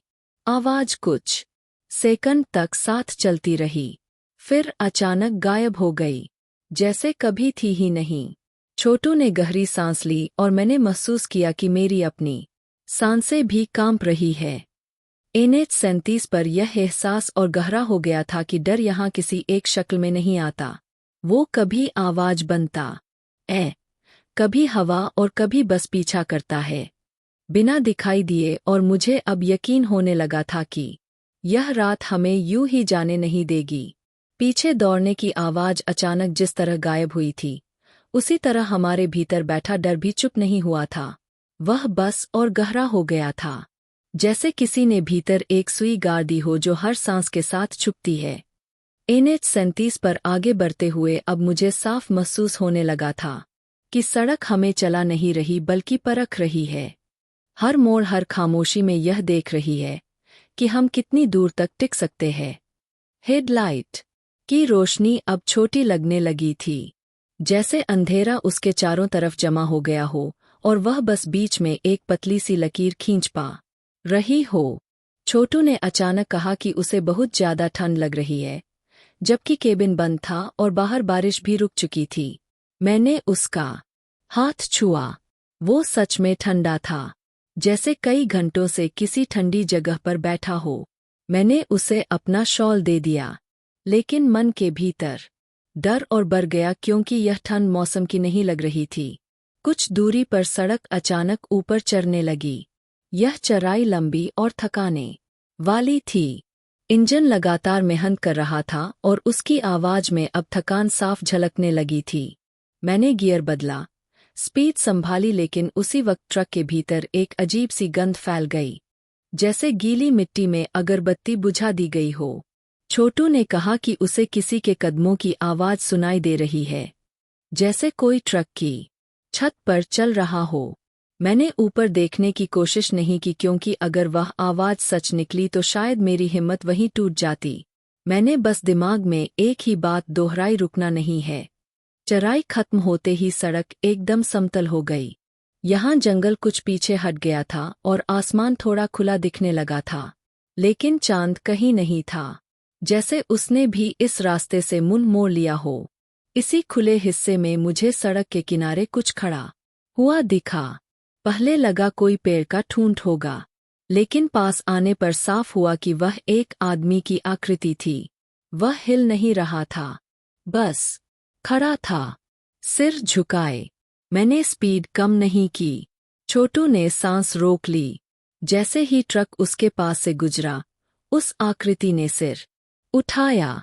चेहरा साफ नहीं दिखा, बस दो गहरी काली जगहें जहां आंखें होनी चाहिए थी। मेरे पूरे शरीर में झटका सा लगा, लेकिन मैंने ना ब्रेक मारा ना हॉर्न बजाया। आगे बढ़ते ही मुझे एहसास हुआ कि ट्रक अचानक हल्का हो गया है, जैसे कोई बोझ उतर गया हो। इंजन की आवाज भी बदल गई थी, थोड़ी शांत थोड़ी तेज। छोटू ने भी वही महसूस किया था, क्योंकि उसने धीरे से कहा, भैया अब कुछ अलग लग रहा है। कुछ किलोमीटर बाद सड़क के किनारे एक पुराना सा माइलस्टोन दिखा। उस पर लिखा था कोलकाता 128 किमी। यह देखकर दिल में पहली बार हल्की सी उम्मीद जगी। मैंने गहरी सांस ली, माथे से पसीना पोंछा और ट्रक आगे बढ़ा दिया। डिलीवरी अभी दूर थी, लेकिन कम से कम अब मंजिल का नाम दिखने लगा था। NH-37 अब भी शांत नहीं हुई थी, लेकिन उस सन्नाटे में पहली बार ऐसा लगा जैसे रात हमें जाने देने पर सोच रही हो। माइलस्टोन पर कोलकाता का नाम दिखते ही दिल में जो हल्की सी उम्मीद जगी थी, वह NH-37 पर भरोसे जैसी नहीं थी, क्योंकि यहाँ हर उम्मीद के साथ एक डर भी बंधा रहता है, जैसे रास्ता खुद तय कर रहा हो कि कितनी राहत देनी है और कितनी छीन लेनी है। ट्रक आगे बढ़ता रहा। इंजन अब पहले से थोड़ा हल्का लग रहा था, लेकिन मेरी आंखों में जलन और शरीर में थकान साफ महसूस हो रही थी। ऐसी थकान जो नींद से नहीं, डर से आती है। छोटू ने शॉल को अपने और कसकर लपेट लिया था। उसकी सांसें अब थोड़ी स्थिर थी, पर चेहरे पर डर की परछाई अभी भी जमी हुई थी। मैंने उससे पूछा कि ठीक है या नहीं, तो उसने सिर हिलाया, जैसे शब्दों में कुछ कहने की ताकत ना बची हो। इस सड़क पर बोलना भी कभी कभी बोझ बन जाता है। आगे सड़क फिर से नीचे उतरने लगी। इस बार ढलान के साथ साथ जंगल की आवाजें भी लौट आई, पहले धीमी फिर एक साथ, जैसे किसी ने इशारा दे दिया हो कि अब फिर से डर की बारी है। कहीं से बंदर के चिल्लाने की आवाज, कहीं से किसी भारी जानवर के चलने की थरथराहट, और उनके बीच कभी कभी ऐसी ध्वनि जो किसी जानवर की नहीं लगती थी। अचानक सामने सड़क पर कुछ चमकता हुआ दिखा। मैंने ध्यान से देखा, वो टूटे हुए कांच के टुकड़े थे, बिखरे हुए, जैसे किसी गाड़ी का शीशा यहां चकनाचूर हुआ हो। उस दृश्य को देखकर मेरे दिमाग में अपने आप सवाल उठा कि यहाँ किसका हादसा हुआ होगा, और क्या वह हादसा सच में हादसा ही था। छोटू ने फुसफुसाकर कहा कि उसे ऐसा लग रहा है जैसे हवा में कोई रो रहा हो। मैंने कान लगाए, वाकई बहुत हल्की सी सिसकने जैसी आवाज हवा में घुली हुई थी। ना वह पास थी, ना बहुत दूर, बस इतनी कि दिल बेचैन हो जाए। मैंने गाड़ी की रफ्तार कम नहीं की, क्योंकि यहाँ रुकना मतलब उस आवाज को मौका देना। कुछ दूर आगे सड़क के किनारे एक छोटा सा शिवलिंग दिखा, पत्थरों से घिरा हुआ, ऊपर से पत्ते गिरे हुए। मैंने अपने आप ही ट्रक की स्पीड थोड़ी कम कर दी और मन ही मन एवं नमः शिवाय कहा। छोटू ने भी आंखें बंद कर ली। उस पल हवा थोड़ी हल्की लगने लगी, जैसे किसी ने हमें देखने के बाद आगे बढ़ने का इशारा किया हो। लेकिन राहत ज्यादा देर नहीं टिकी। अगले ही मोड़ पर ट्रक ने फिर से झटका लिया। इंजन की आवाज एक पल को डगमगाई और दिल मुंह को आ गया। छोटू ने घबराकर पूछा कि क्या फिर बंद हो जाएगा। मैंने कुछ नहीं कहा, बस स्टीयरिंग को कसकर पकड़ा और भगवान का नाम लिया। ट्रक चल पड़ा, लेकिन उस एक पल ने बता दिया कि यह सड़क अभी पूरी तरह छोड़ने वाली नहीं है। नेटवर्क का नामो निशान नहीं था। घड़ी अब भी अजीब चल रही थी और समय का अंदाजा पूरी तरह खो चुका था। बस इतना पता था कि रात लंबी है और रास्ता अभी भी बाकी है। आगे कहीं दूर से हल्की सी रोशनी दिखी, बहुत धुंधली, जैसे कोई छोटा सा गांव या चाय की दुकान हो। उस रोशनी को देखकर दिल ने कहा कि शायद थोड़ी राहत मिले, पर दिमाग ने तुरंत याद दिलाया कि NH-37 पर हर रोशनी सुकून नहीं होती। मैंने ट्रक उसी रफ्तार में आगे बढ़ाया। छोटू ने मेरी तरफ देखा, उसकी आंखों में एक सवाल था, क्या अब सब ठीक होगा। मैंने उसे कोई जवाब नहीं दिया, क्योंकि इस सड़क पर जवाब अक्सर रास्ता खुद देता है। और मुझे अंदर ही अंदर महसूस होने लगा था कि जैसे जैसे हम मंजिल के करीब जा रहे हैं, डर भी अपनी आखिरी चाल चलने की तैयारी कर रहा है। आगे दिख रही वह धुंधली सी रोशनी धीरे धीरे साफ होने लगी, लेकिन उसके साथ ही दिल की धड़कन भी तेज होती चली गई, क्योंकि NH-37 पर हर साफ होती चीज अपने साथ कोई ना कोई सवाल लेकर आती है। जैसे जैसे हम पास पहुंचे, समझ आया कि वह कोई गांव नहीं, बस सड़क के किनारे बना एक पुराना सा चाय का ढाबा है। लकड़ी के खंभे, टीन की छत और एक पीला बल्ब जो हवा में झूल रहा था, मानो खुद भी यहाँ रुकना ना चाहता हो। मैंने ट्रक धीमा किया, क्योंकि शरीर अब जवाब मांग रहा था। आंखें भारी थी और छोटू की हालत भी ठीक नहीं लग रही थी। ढाबे के पास कोई गाड़ी खड़ी नहीं थी, ना कोई आवाज, बस चूल्हे पर उबलती चाय की सीटी और जलती लकड़ियों की हल्की चरचराहट। इस सन्नाटे में वह आवाज अजीब तरह से जिंदा लग रही थी। छोटू ने धीरे से कहा कि उसे यहाँ रुकने से डर लग रहा है। मैंने भी वही महसूस किया, लेकिन साथ ही यह भी जानता था कि अगर थोड़ी देर आराम नहीं किया तो आगे की सड़क और ज्यादा भारी पड़ सकती है।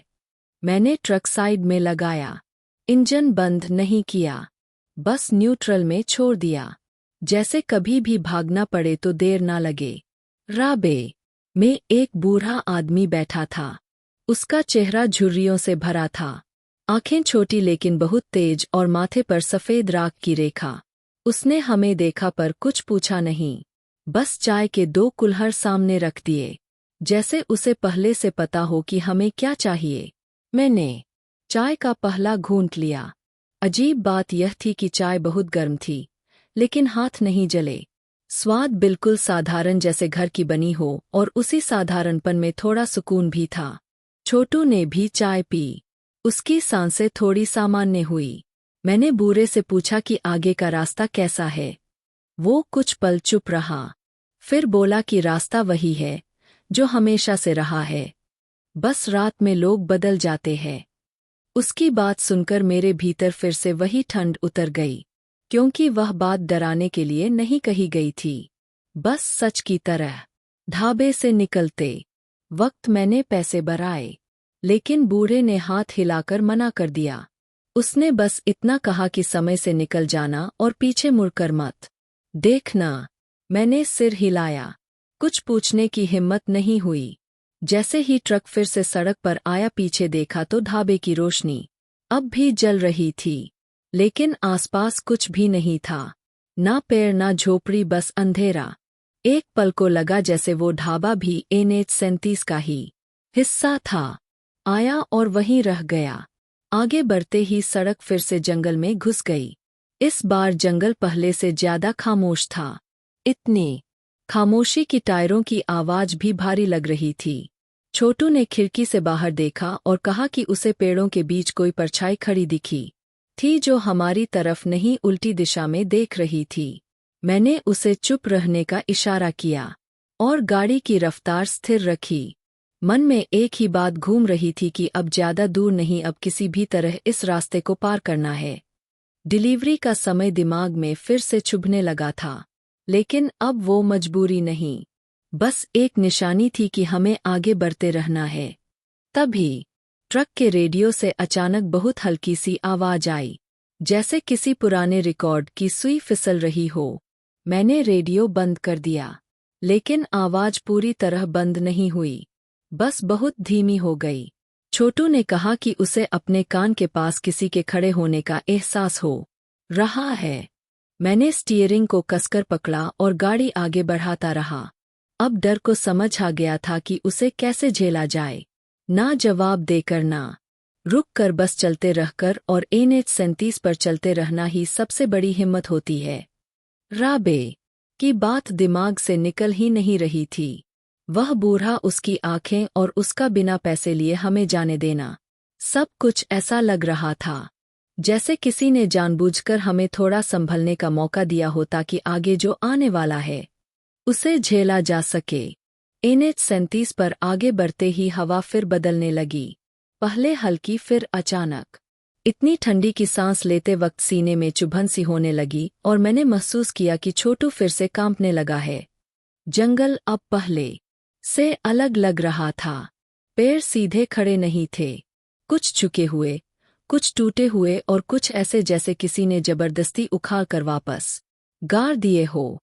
हेडलाइट की रोशनी उन पर पड़ती तो उनकी परछाइयां सड़क पर अजीब सी आकृतियां बनाती, जैसे कोई चुपचाप हमारे आगे आगे चल रहा हो। छोटू ने बहुत धीमी आवाज में कहा कि उसे ऐसा लग रहा है जैसे ट्रक के अंदर कोई और भी बैठा है। मैंने तुरंत उसकी तरफ नहीं देखा, क्योंकि कई बार डर को देखने से वो और साफ हो जाता है। मैंने बस इतना कहा कि ऐसी बातें मत सोच, भगवान हमारे साथ है। लेकिन मेरे अपने शब्द मुझे खोखले लगे। कुछ किलोमीटर आगे सड़क अचानक बहुत खराब हो गई। गड्ढे, उखड़ा हुआ डामर और किनारे इतनी टूट-फूट की हर पहिया सोच समझ कर रखना पड़ रहा था। मैंने स्पीड बहुत कम कर दी, क्योंकि यहाँ जरा सी गलती सीधा खाई में ले जा सकती थी, और नीचे क्या है यह जानने की हिम्मत भी नहीं थी। तभी ट्रक के पीछे से फिर वही हल्की सी आवाज आई, जैसे कोई उंगलियों से कंटेनर पर थपथपा रहा हो। एक बार, फिर दूसरी बार। इस बार आवाज साफ थी, कोई भ्रम नहीं। छोटू का हाथ अपने आप मेरी बाह पर आ गया। उसकी उंगलियां ठंडी थी और कांप रही थी। मैंने गाड़ी रोकी नहीं, बस एक्सीलरेटर थोड़ा और दबा दिया, क्योंकि इस सड़क पर रुकना मतलब डर को बैठने देना। आवाज कुछ सेकंड तक साथ चली, फिर अचानक बंद हो गई। लेकिन उसके जाते ही केबिन के अंदर सन्नाटा और भारी हो गया, जैसे कोई अभी अभी उतर कर गया हो। मुझे अपने कानों के पास किसी के सांस लेने जैसा एहसास हुआ, बहुत हल्का, बहुत पास। मैंने हनुमान जी की मूर्ति को छुआ और मन ही मन प्रार्थना की। छोटू ने आंखें बंद कर ली, उसके होंठ बिना आवाज के हिल रहे थे। ट्रक आगे बढ़ता रहा और हर मीटर के साथ मुझे लग रहा था कि हम किसी ऐसी सीमा के पास पहुंच रहे हैं जहां से वापस मुड़ना मुमकिन नहीं होता। कुछ देर बाद सड़क के किनारे एक बहुत पुराना बोर्ड दिखा। उस पर लिखा था, यहाँ से आगे रात का नियम चलता है। अक्षर घिसे हुए थे लेकिन पढ़े जा सकते थे। उस बोर्ड को देखकर मेरे शरीर में सेंध दौड़ गई। छोटू ने भी वहीं पर लिया था क्योंकि उसने अचानक मेरी तरफ देखा। आंखों में साफ डर था। मैंने कुछ नहीं कहा क्योंकि अब शब्दों की जरूरत नहीं थी। जैसे ही हम उस बोर्ड को पार कर गए, जंगल की आवाजें पूरी तरह बंद हो गई। ना जानवर, ना हवा, ना पत्तों की सरसराहट, सिर्फ ट्रक की आवाज और हमारी सांसें। उसी खामोशी में मुझे लगा जैसे सड़क थोड़ी अलग हो गई है। डामर का रंग बदल गया था और हेडलाइट की रोशनी अजीब तरह से फैल रही थी, जैसे जमीन उसे सोख रही हो। छोटू ने फुसफुसाकर कहा कि उसे चक्कर आ रहा है। मैंने गाड़ी रोकी नहीं, बस आगे बढ़ता रहा क्योंकि अब साफ हो चुका था कि NH-37 पर डर का सामना पीछे हटकर नहीं, आगे बढ़कर ही किया जा सकता है। और इस रास्ते पर आगे बढ़ना अपने आप में एक इम्तिहान था। आगे बढ़ना अब सिर्फ रास्ते की मजबूरी नहीं रहा था, वो हमारे अंदर बैठ चुके डर के खिलाफ एक जिद बन चुका था। और NH-37 पर जिद अक्सर इंसान को जिंदा रखती है। जैसे ही हमने उस बोर्ड के बाद की सड़क पकड़ी, मुझे साफ महसूस हुआ कि ट्रक अब उसी रास्ते पर नहीं चल रहा जिस पर कुछ मिनट पहले था। डामर की सतह अलग थी, उसकी गंध अलग थी और टायरों की आवाज भी जैसे किसी और जमीन से टकरा रही हो। छोटू ने सिर दोनों हाथों से पकड़ लिया। उसकी आंखें आधी बंद थी और वह बुदबुदा रहा था कि उसे अपने कानों में दबाव महसूस हो रहा है, जैसे कोई अंदर से धकेल रहा हो। मैंने उसे पानी दिया, अपने हाथ से उसके सिर पर हल्का सा हाथ रखा जैसे बड़े भाई की तरह, क्योंकि उस वक्त शब्द किसी काम के नहीं थे। मेरे अपने सिर में भी हल्का हल्का दर्द उठने लगा था, पर मैं उसे अनदेखा कर रहा था। जंगल अब पूरी तरह काला हो चुका था। हेडलाइट की रोशनी बस सामने कुछ मीटर तक ही जाती। उसके बाद अंधेरा ऐसे खड़ा रहता जैसे दीवार हो। कभी कभी मुझे लगता था कि सड़क अचानक ऊपर उठ रही है, कभी लगता था नीचे धंस रही है, लेकिन ट्रक अपनी जगह स्थिर चल रहा था, जैसे उसे सब पता हो। तभी दूर से घंटियों की आवाज आई, बहुत हल्की लेकिन साफ, ऐसी आवाज जो मंदिर की याद दिलाती है। पर यहाँ उस आवाज का आना किसी सवाल से कम नहीं था। छोटू ने आंखें खोल दी और कहा कि उसे माँ की पूजा की आवाज जैसी लग रही है। जैसे जैसे हम आगे बढ़े, घंटियों की आवाज तेज होती गई और फिर अचानक बिल्कुल पास से आने लगी। मैंने चारों तरफ देखा, ना कोई मंदिर, ना कोई चबूतरा, बस सड़क और जंगल। उस आवाज ने मेरे भीतर अजीब सा सुकून भी दिया और डर भी, जैसे कोई पहचानता हो लेकिन देखना ना चाहता हो। अचानक ट्रक की स्पीड अपने आप कम होने लगी। मैंने एक्सीलरेटर दबाया, लेकिन जवाब नहीं मिला। इंजन चालू था, आवाज भी थी, पर गाड़ी जैसे भारी हो गई हूँ।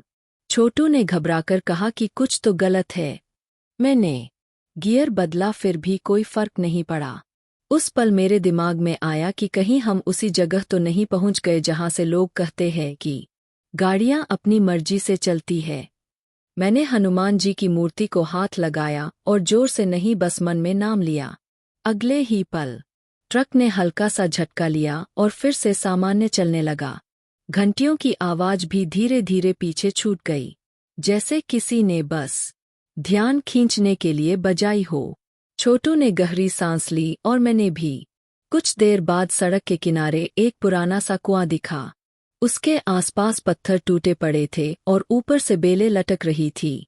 मैंने वहां रुकने की कोशिश नहीं की क्योंकि ऐसे स्थानों के बारे में बहुत कहानियां सुनी थी। कुएं के पास से गुजरते ही हवा फिर से ठंडी हो गई। मेरे कान के पास किसी ने बहुत हल्के से फुसफुसाया, इतना हल्का कि शायद शब्द भी नहीं थे, बस सांस। मैंने सिर झटक दिया, ध्यान सड़क पर रखा। छोटू ने मेरी तरफ देखा और कहा कि उसे अब कुछ भी समझ नहीं आ रहा, बस लग रहा है कि हमें यहाँ से निकलना चाहिए। मैंने सिर हिलाया क्योंकि यही मेरी भी हालत थी।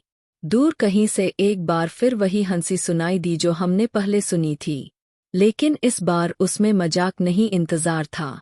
NH-37 जैसे कह रहा हो कि वह हमें पहचान चुका है, और मैं समझ गया था कि यह सड़क अब हमें जाने देगी या नहीं।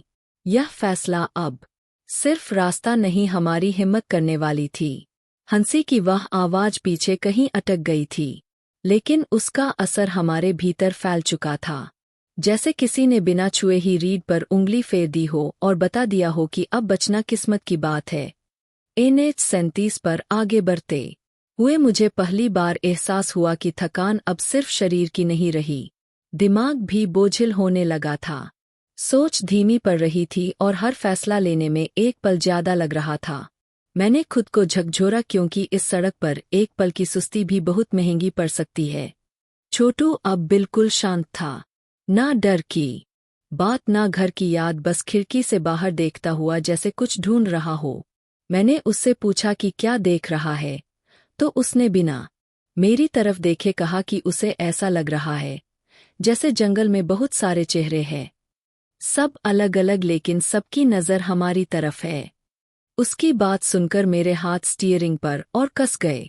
सड़क अब ऊपर नीचे लहराने लगी थी, कभी अचानक उभार, कभी हल्की सी धंसावट, और हर बार ट्रक के झटके के साथ दिल भी उछल जाता था।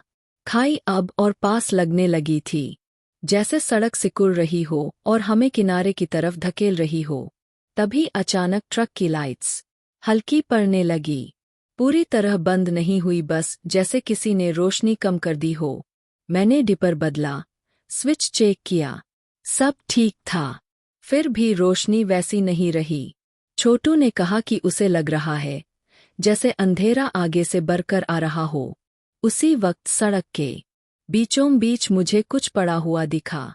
मैंने ब्रेक नहीं मारा, बस स्पीड कम की, और पास आने पर समझ आया कि वह एक पुराना जूता था, मिट्टी में धंसा हुआ, अकेला। उस जूते को देखकर मेरे दिमाग में अपने आप ख्याल आया कि यहाँ कोई पैदल कैसे पहुंचा होगा, और फिर बाकी क्या हुआ होगा। हम उस जूते को पार कर आगे बढ़े ही थे कि अचानक हवा तेज हो गई। पेड़ों की शाखाएं एक साथ हिलने लगी, जैसे किसी ने इशारा दे दिया हो। छोटू ने मेरी बाह पकड़ ली और पहली बार लगभग रोते हुए कहा कि उसे यहाँ से जाना है, अभी किसी भी तरह। मैंने उसे ढाढ़स देने के लिए कहा कि बस थोड़ा सा, और अब ज्यादा दूर नहीं है। लेकिन सच यह था कि मुझे खुद नहीं पता था कि ज्यादा दूर कितना है। डिलीवरी का समय अब लगभग निकल चुका था, पर उस पल समय से ज्यादा जरूरी जिंदा पहुंचना लग रहा था। अचानक ट्रक के आगे सड़क जैसे दो हिस्सों में बंट गई। एक रास्ता थोड़ा चौड़ा लेकिन और ज्यादा अंधेरा, दूसरा संकरा पर हेडलाइट की रोशनी उसमें थोड़ी दूर तक जा रही थी। मैप तो था नहीं, नेटवर्क भी नहीं, बस मेरा अंदाजा और भगवान का नाम। मैंने बिना ज्यादा सोचे संकरे रास्ते की तरफ ट्रक मोड़ दिया। जैसे ही मोड़ा, दिल जोर से धड़का, क्योंकि पीछे से एक लंबी सांस लेने की आवाज आई, जैसे किसी को मेरा फैसला पसंद न आया हो। छोटू ने आंखें बंद कर ली। संकरा रास्ता तुरंत जंगल के और भीतर ले गया। पेड़ इतने पास कि लगता था ट्रक की छत उनसे छू जाएगी। लेकिन अजीब बात यह थी कि इस रास्ते पर हवा थोड़ी हल्की लग रही थी और वह भारी दबाव कुछ कम हुआ था। कुछ देर बाद दूर से मुर्गे की बांग सुनाई दी। एक पल को लगा कानों का धोखा है, लेकिन फिर दूसरी बांग भी आई। छोटू ने आंखें खोल दी। उसकी आंखों में पहली बार उम्मीद चमकी। मैंने घड़ी देखी, वह फिर से चल रही थी। सेकंड की सुई साफ घूम रही थी। यह छोटा सा बदलाव भी उस वक्त किसी चमत्कार से कम नहीं था। मुझे समझ आ गया कि शायद हमने सही रास्ता चुना है। लेकिन NH-37 पर सही रास्ता भी अंत तक आसान नहीं होता, और यह रात अभी आखिरी इम्तिहान लेने से पीछे हटने वाली नहीं थी। मुर्गे की बांग सुनते ही दिल में जो हल्की सी उम्मीद जगी थी, वह NH-37 पर पूरी राहत नहीं बन सकती थी, क्योंकि इस सड़क पर सुबह आने से पहले रात अपना आखिरी डर जरूर छोड़ती है। मैंने ट्रक उसी संकरे रास्ते पर संभाल कर चला आया, जहां पेड़ इतने पास थे कि उनकी टहनियां हेडलाइट की रोशनी में ऐसे चमकती दिखती थी जैसे किसी ने जानबूझकर रास्ता घेर लिया। ओह, हवा अब पहले जैसी भारी नहीं थी, लेकिन सन्नाटा और ज्यादा साफ हो गया था। ऐसा सन्नाटा जिसमें हर छोटी आवाज भी बहुत बड़ी लगने लगती है। छोटू ने धीरे से कहा कि उसे अब जंगल की आवाजें कम सुनाई दे रही है। मैंने भी ध्यान दिया, ना उल्लू, ना झाड़ियों की सरसराहट, ना हवा की सीटी। यह खामोशी राहत नहीं दे रही थी, बल्कि ऐसा लग रहा था जैसे जंगल खुद सांस रोके खड़ा हो। ट्रक की रफ्तार अब अपने आप स्थिर हो गई थी। इंजन बिना झटके के चल रहा था, जैसे किसी ने उसे समझा दिया हो कि अब ज्यादा परेशान नहीं करना है। मैंने स्टीयरिंग पर से पकड़ थोड़ी ढीली की, लेकिन आंखें अब भी चौकन्नी थी, क्योंकि यहाँ भरोसा आखिरी चीज होती है। कुछ ही दूर आगे सड़क फिर से चौड़ी होने लगी। पहली बार ऐसा लगा कि NH-37 हमें बाहर की तरफ छोड़ने की तैयारी कर रही है। बोल दिया तो शायद वह एहसास टूट जाता। तभी अचानक ट्रक के पीछे कंटेनर से एक हल्की सी खड़खड़ाहट सुनाई दी। मेरी सांस अटक गई। मैंने शीशे में देखा, कुछ नहीं। छोटू ने भी सुना था, क्योंकि उसकी आंखें फिर से फैल गई। उस एक पल में मुझे साफ समझ आ गया कि NH-37 बिना विदाई दिए किसी को नहीं जाने देती। मैंने मन ही मन हनुमान जी का नाम लिया और ट्रक की रफ्तार थोड़ी बढ़ा दी। खड़खड़ाहट दोबारा नहीं आई, लेकिन उसकी याद दिल में बैठ गई। आगे एक जगह सड़क के किनारे छोटा सा पुल दिखा। पुल पार करते ही हवा में मिट्टी और धुएं की मिली-जुली गंध आई, बिल्कुल वैसी जैसी सुबह गांवों में होती है। दूर कहीं से कुत्तों के भौंकने की आवाज भी सुनाई दी।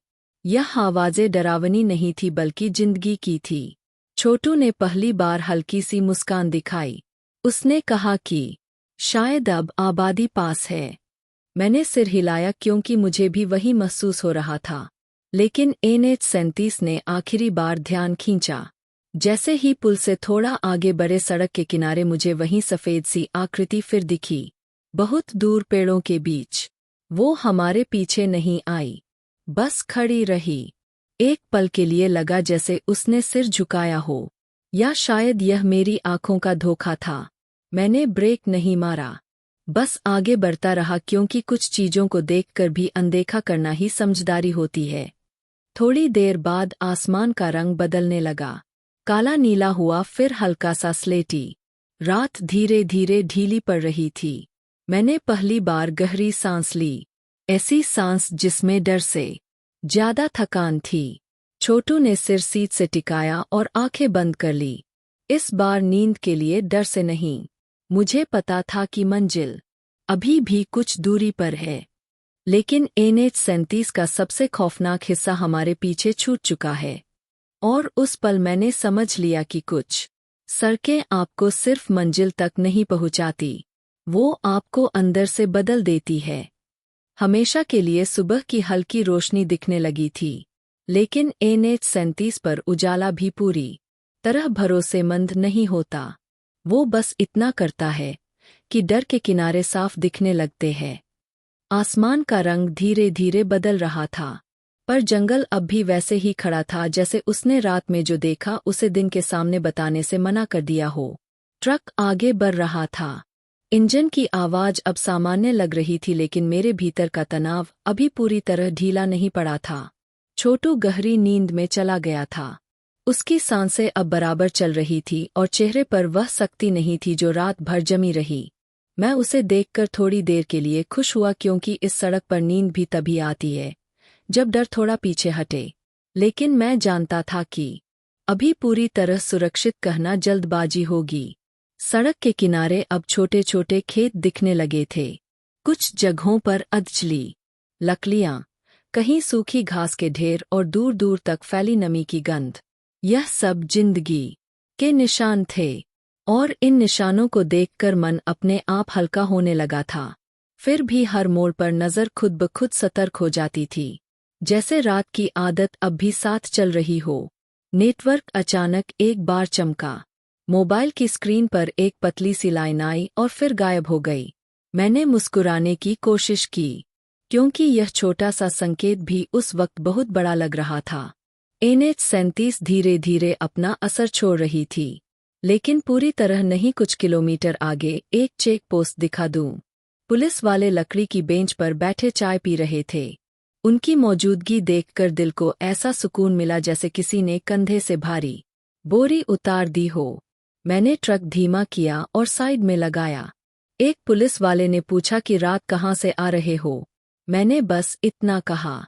NH-37 से उसने मेरी तरफ देखा, फिर छोटू की तरफ और बिना कुछ और पूछे बस सिर हिला दिया। उस सिर हिलाने में सवाल भी था और समझ भी। मैंने चाय पी। इस बार चाय का स्वाद अलग था, ज्यादा गर्म, ज्यादा असली। छोटू भी जाग गया। उसने आंखें मली और पहली बार रंग से बैठा। उसने इधर-उधर देखा और धीमे से बोला कि सब कुछ अब ठीक लग रहा है। हम फिर से ट्रक में बैठे और आगे बढ़ चले। सड़क अब पक्की लग रही थी, चौड़ी भी, और आसपास आवाजें भी लौट आई थी, दूर से आती गाड़ियों की, पक्षियों की और लोगों की। यह आवाजें डराने वाली नहीं थी, बल्कि याद दिलाने वाली थी कि दुनिया अब भी वैसी ही है जैसी हम छोड़कर आए थे। लेकिन मेरे मन में एक बात बार बार घूम रही थी।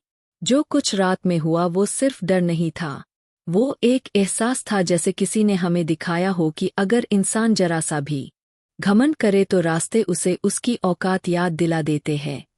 NH-37 पीछे छूट चुकी थी, पर उसकी खामोशी, उसकी आवाजें और उसका डर मेरे भीतर कहीं बैठ गया था। और मुझे पता था कि यह सफ़र खत्म होकर भी पूरी तरह खत्म नहीं हुआ है। चेक पोस्ट पीछे छूट चुका था, लेकिन उस रात की परछाई अब भी मेरे साथ चल रही थी, जैसे कोई साया जो धूप में हल्का हो जाए पर पूरी तरह गायब ना हो। सड़क अब साफ थी, ट्रैफिक भी हल्का हल्का दिखने लगा था, पर मैं हर आने जाने वाली गाड़ी को ध्यान से देख रहा था। आदत जो बन चुकी थी कि NH-37 पर भरोसा आंखों से नहीं, एहसास से किया जाता है। छोटू पूरी तरह जाग चुका था। उसने सीट पर ठीक से बैठकर चारों तरफ देखा, जैसे यकीन कर रहा हो कि यह वही दुनिया है जहां सुबह होती है। हमने एक जगह ट्रक रोका जहां सड़क के किनारे चाय की छोटी सी दुकान थी। सुबह की पहली चाय के लिए भीड़ लगने लगी थी। मैंने इंजन बंद किया। यह पहली बार था जब उसे बंद करते हुए डर नहीं लगा। चाय का भाप उड़ता कुल्हड़ हाथ में लेते ही लगा जैसे रात की ठंड अब धीरे धीरे उंगलियों से निकल रही है। छोटू ने हंसने की कोशिश की, पर हंसी अधूरी रह गई। उसने कहा कि उसे अब भी लगता है जैसे जंगल की आवाजें कानों में अटकी हो।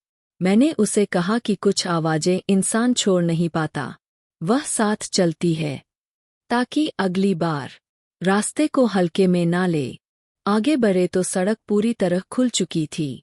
मोबाइल में नेटवर्क आ चुका था, पर मैंने घर फोन करने की हिम्मत नहीं की। कुछ बातें तब तक सच्ची लगती है जब तक उन्हें शब्दों में ना डाला जाए, और मैं नहीं चाहता था कि रात की वो कहानी अभी बोली जाए। डिलीवरी पॉइंट अब दूर नहीं था। मन में समय का हिसाब फिर से चलने लगा। कागज, रसीद और खाली ट्रक की वापसी। पर उस हिसाब के बीच बीच में अचानक वही सफ़ेद सी आकृति याद आ जाती, वही हंसी, वही थपथपाहट, और दिल अपने आप भारी हो जाता।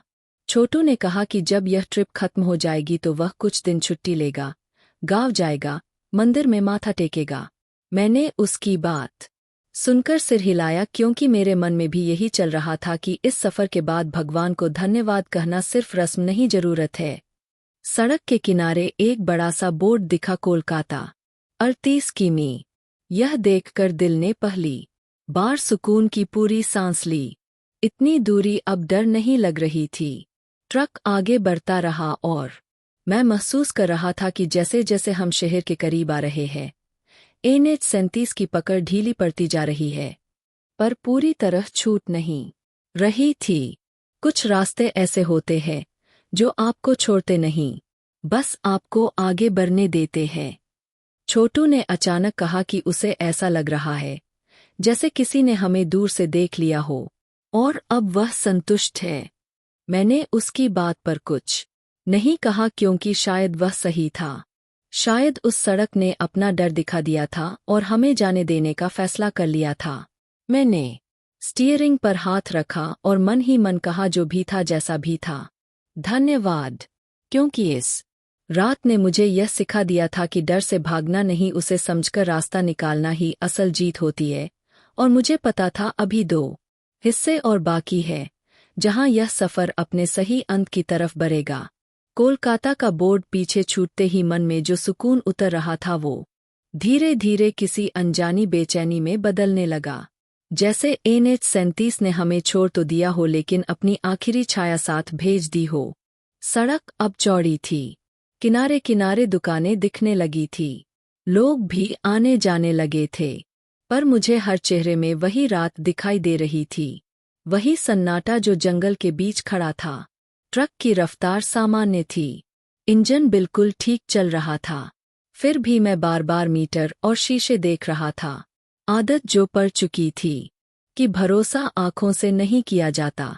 छोटू खिड़की से बाहर देख रहा था, शहर के पहले संकेतों को ऐसे घूर रहा था जैसे यकीन करना चाहता हो कि हम सच में बच निकले हैं। उसने अचानक कहा कि उसे अब भी ऐसा लगता है जैसे कोई हमारे पीछे बहुत दूर चल रहा हो, नज़दीक नहीं आ रहा, बस साथ साथ। मैंने उसकी बात को हल्के में लेने की कोशिश की, पर दिल ने माना कि कुछ सफ़र पीछा नहीं छोड़ते, चाहे रास्ता कितना ही बदल जाए। डिलीवरी पॉइंट अब सामने था, बड़ा सा गोदाम, गेट पर ट्रक, लाइन, शोर शराबा, मजदूरों की आवाज़ें।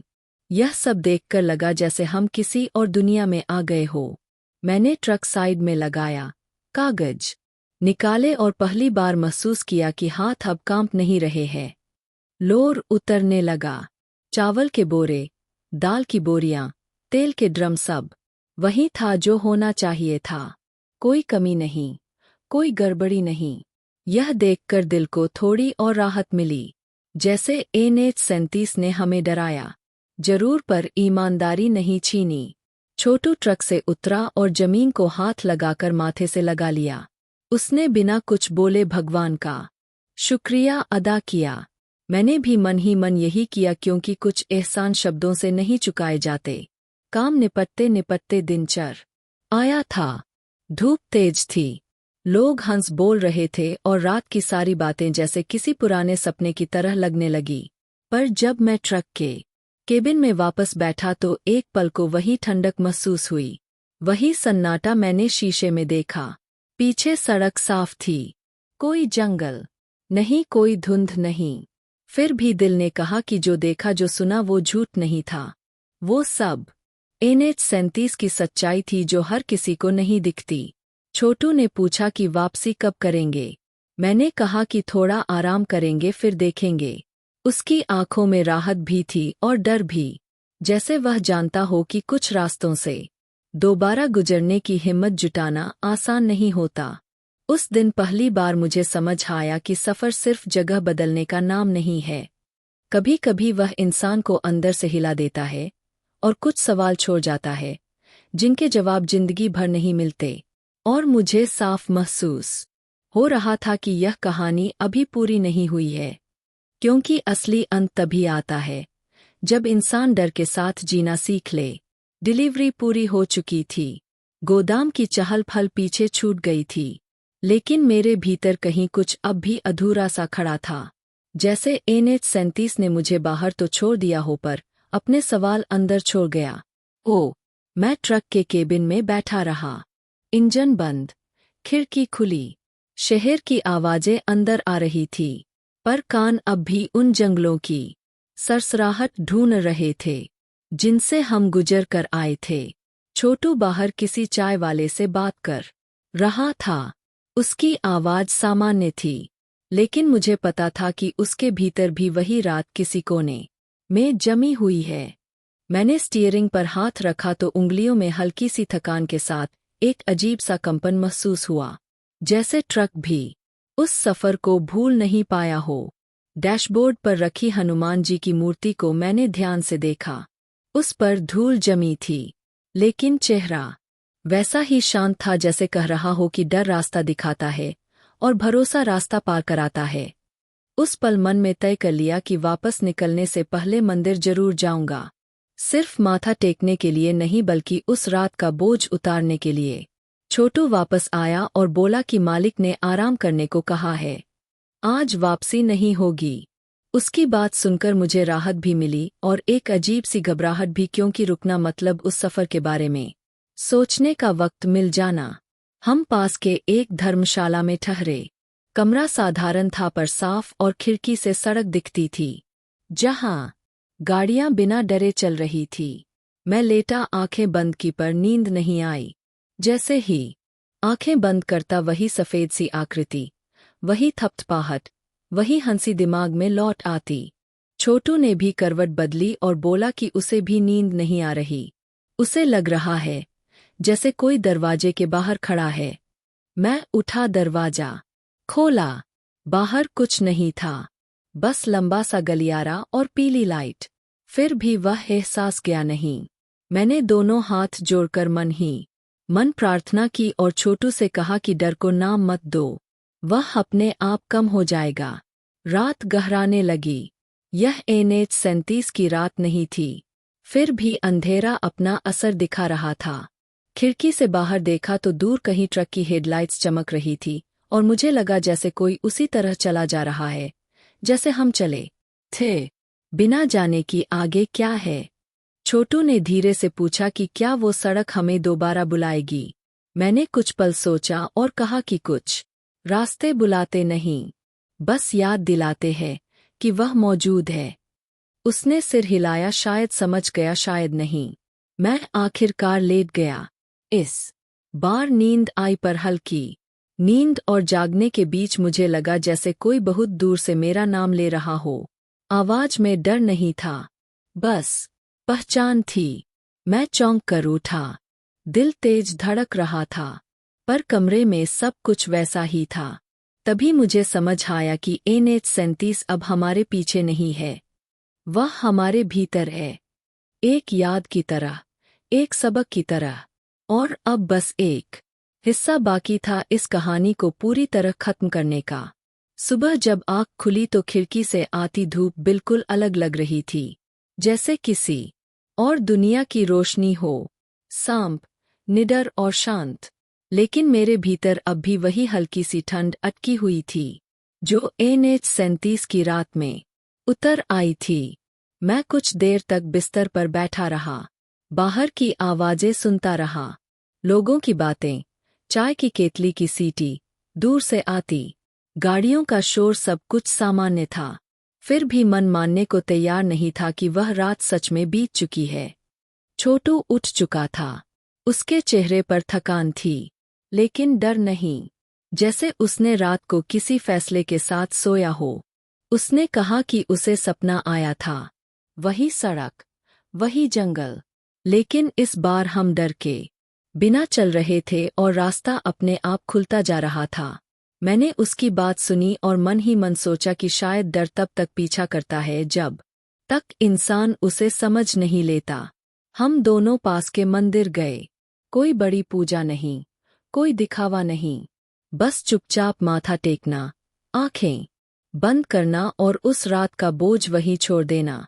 मंदिर की घंटी बजी तो मुझे वही घंटियों की आवाज याद आई जो जंगल के बीच सुनी थी। फर्क बस इतना था कि यहाँ वह आवाज डर नहीं दे रही थी बल्कि भरोसा दे रही थी। ट्रक के पास लौटे तो मैंने एक बार फिर उसे ध्यान से देखा। वही पहिए, वही कंटेनर, वही केबिन, कुछ भी बदला नहीं था। लेकिन मुझे लगा जैसे यह ट्रक अब सिर्फ मशीन नहीं रहा, बल्कि उस सफर का गवाह बन चुका है। मैंने इंजन स्टार्ट किया तो आवाज साफ और स्थिर थी, जैसे कह रही हो कि अब सब ठीक है, वापसी का रास्ता तय हुआ। लेकिन मैंने NH-37 से बचने का फैसला किया। यह डर की वजह से नहीं था बल्कि सम्मान की वजह से था।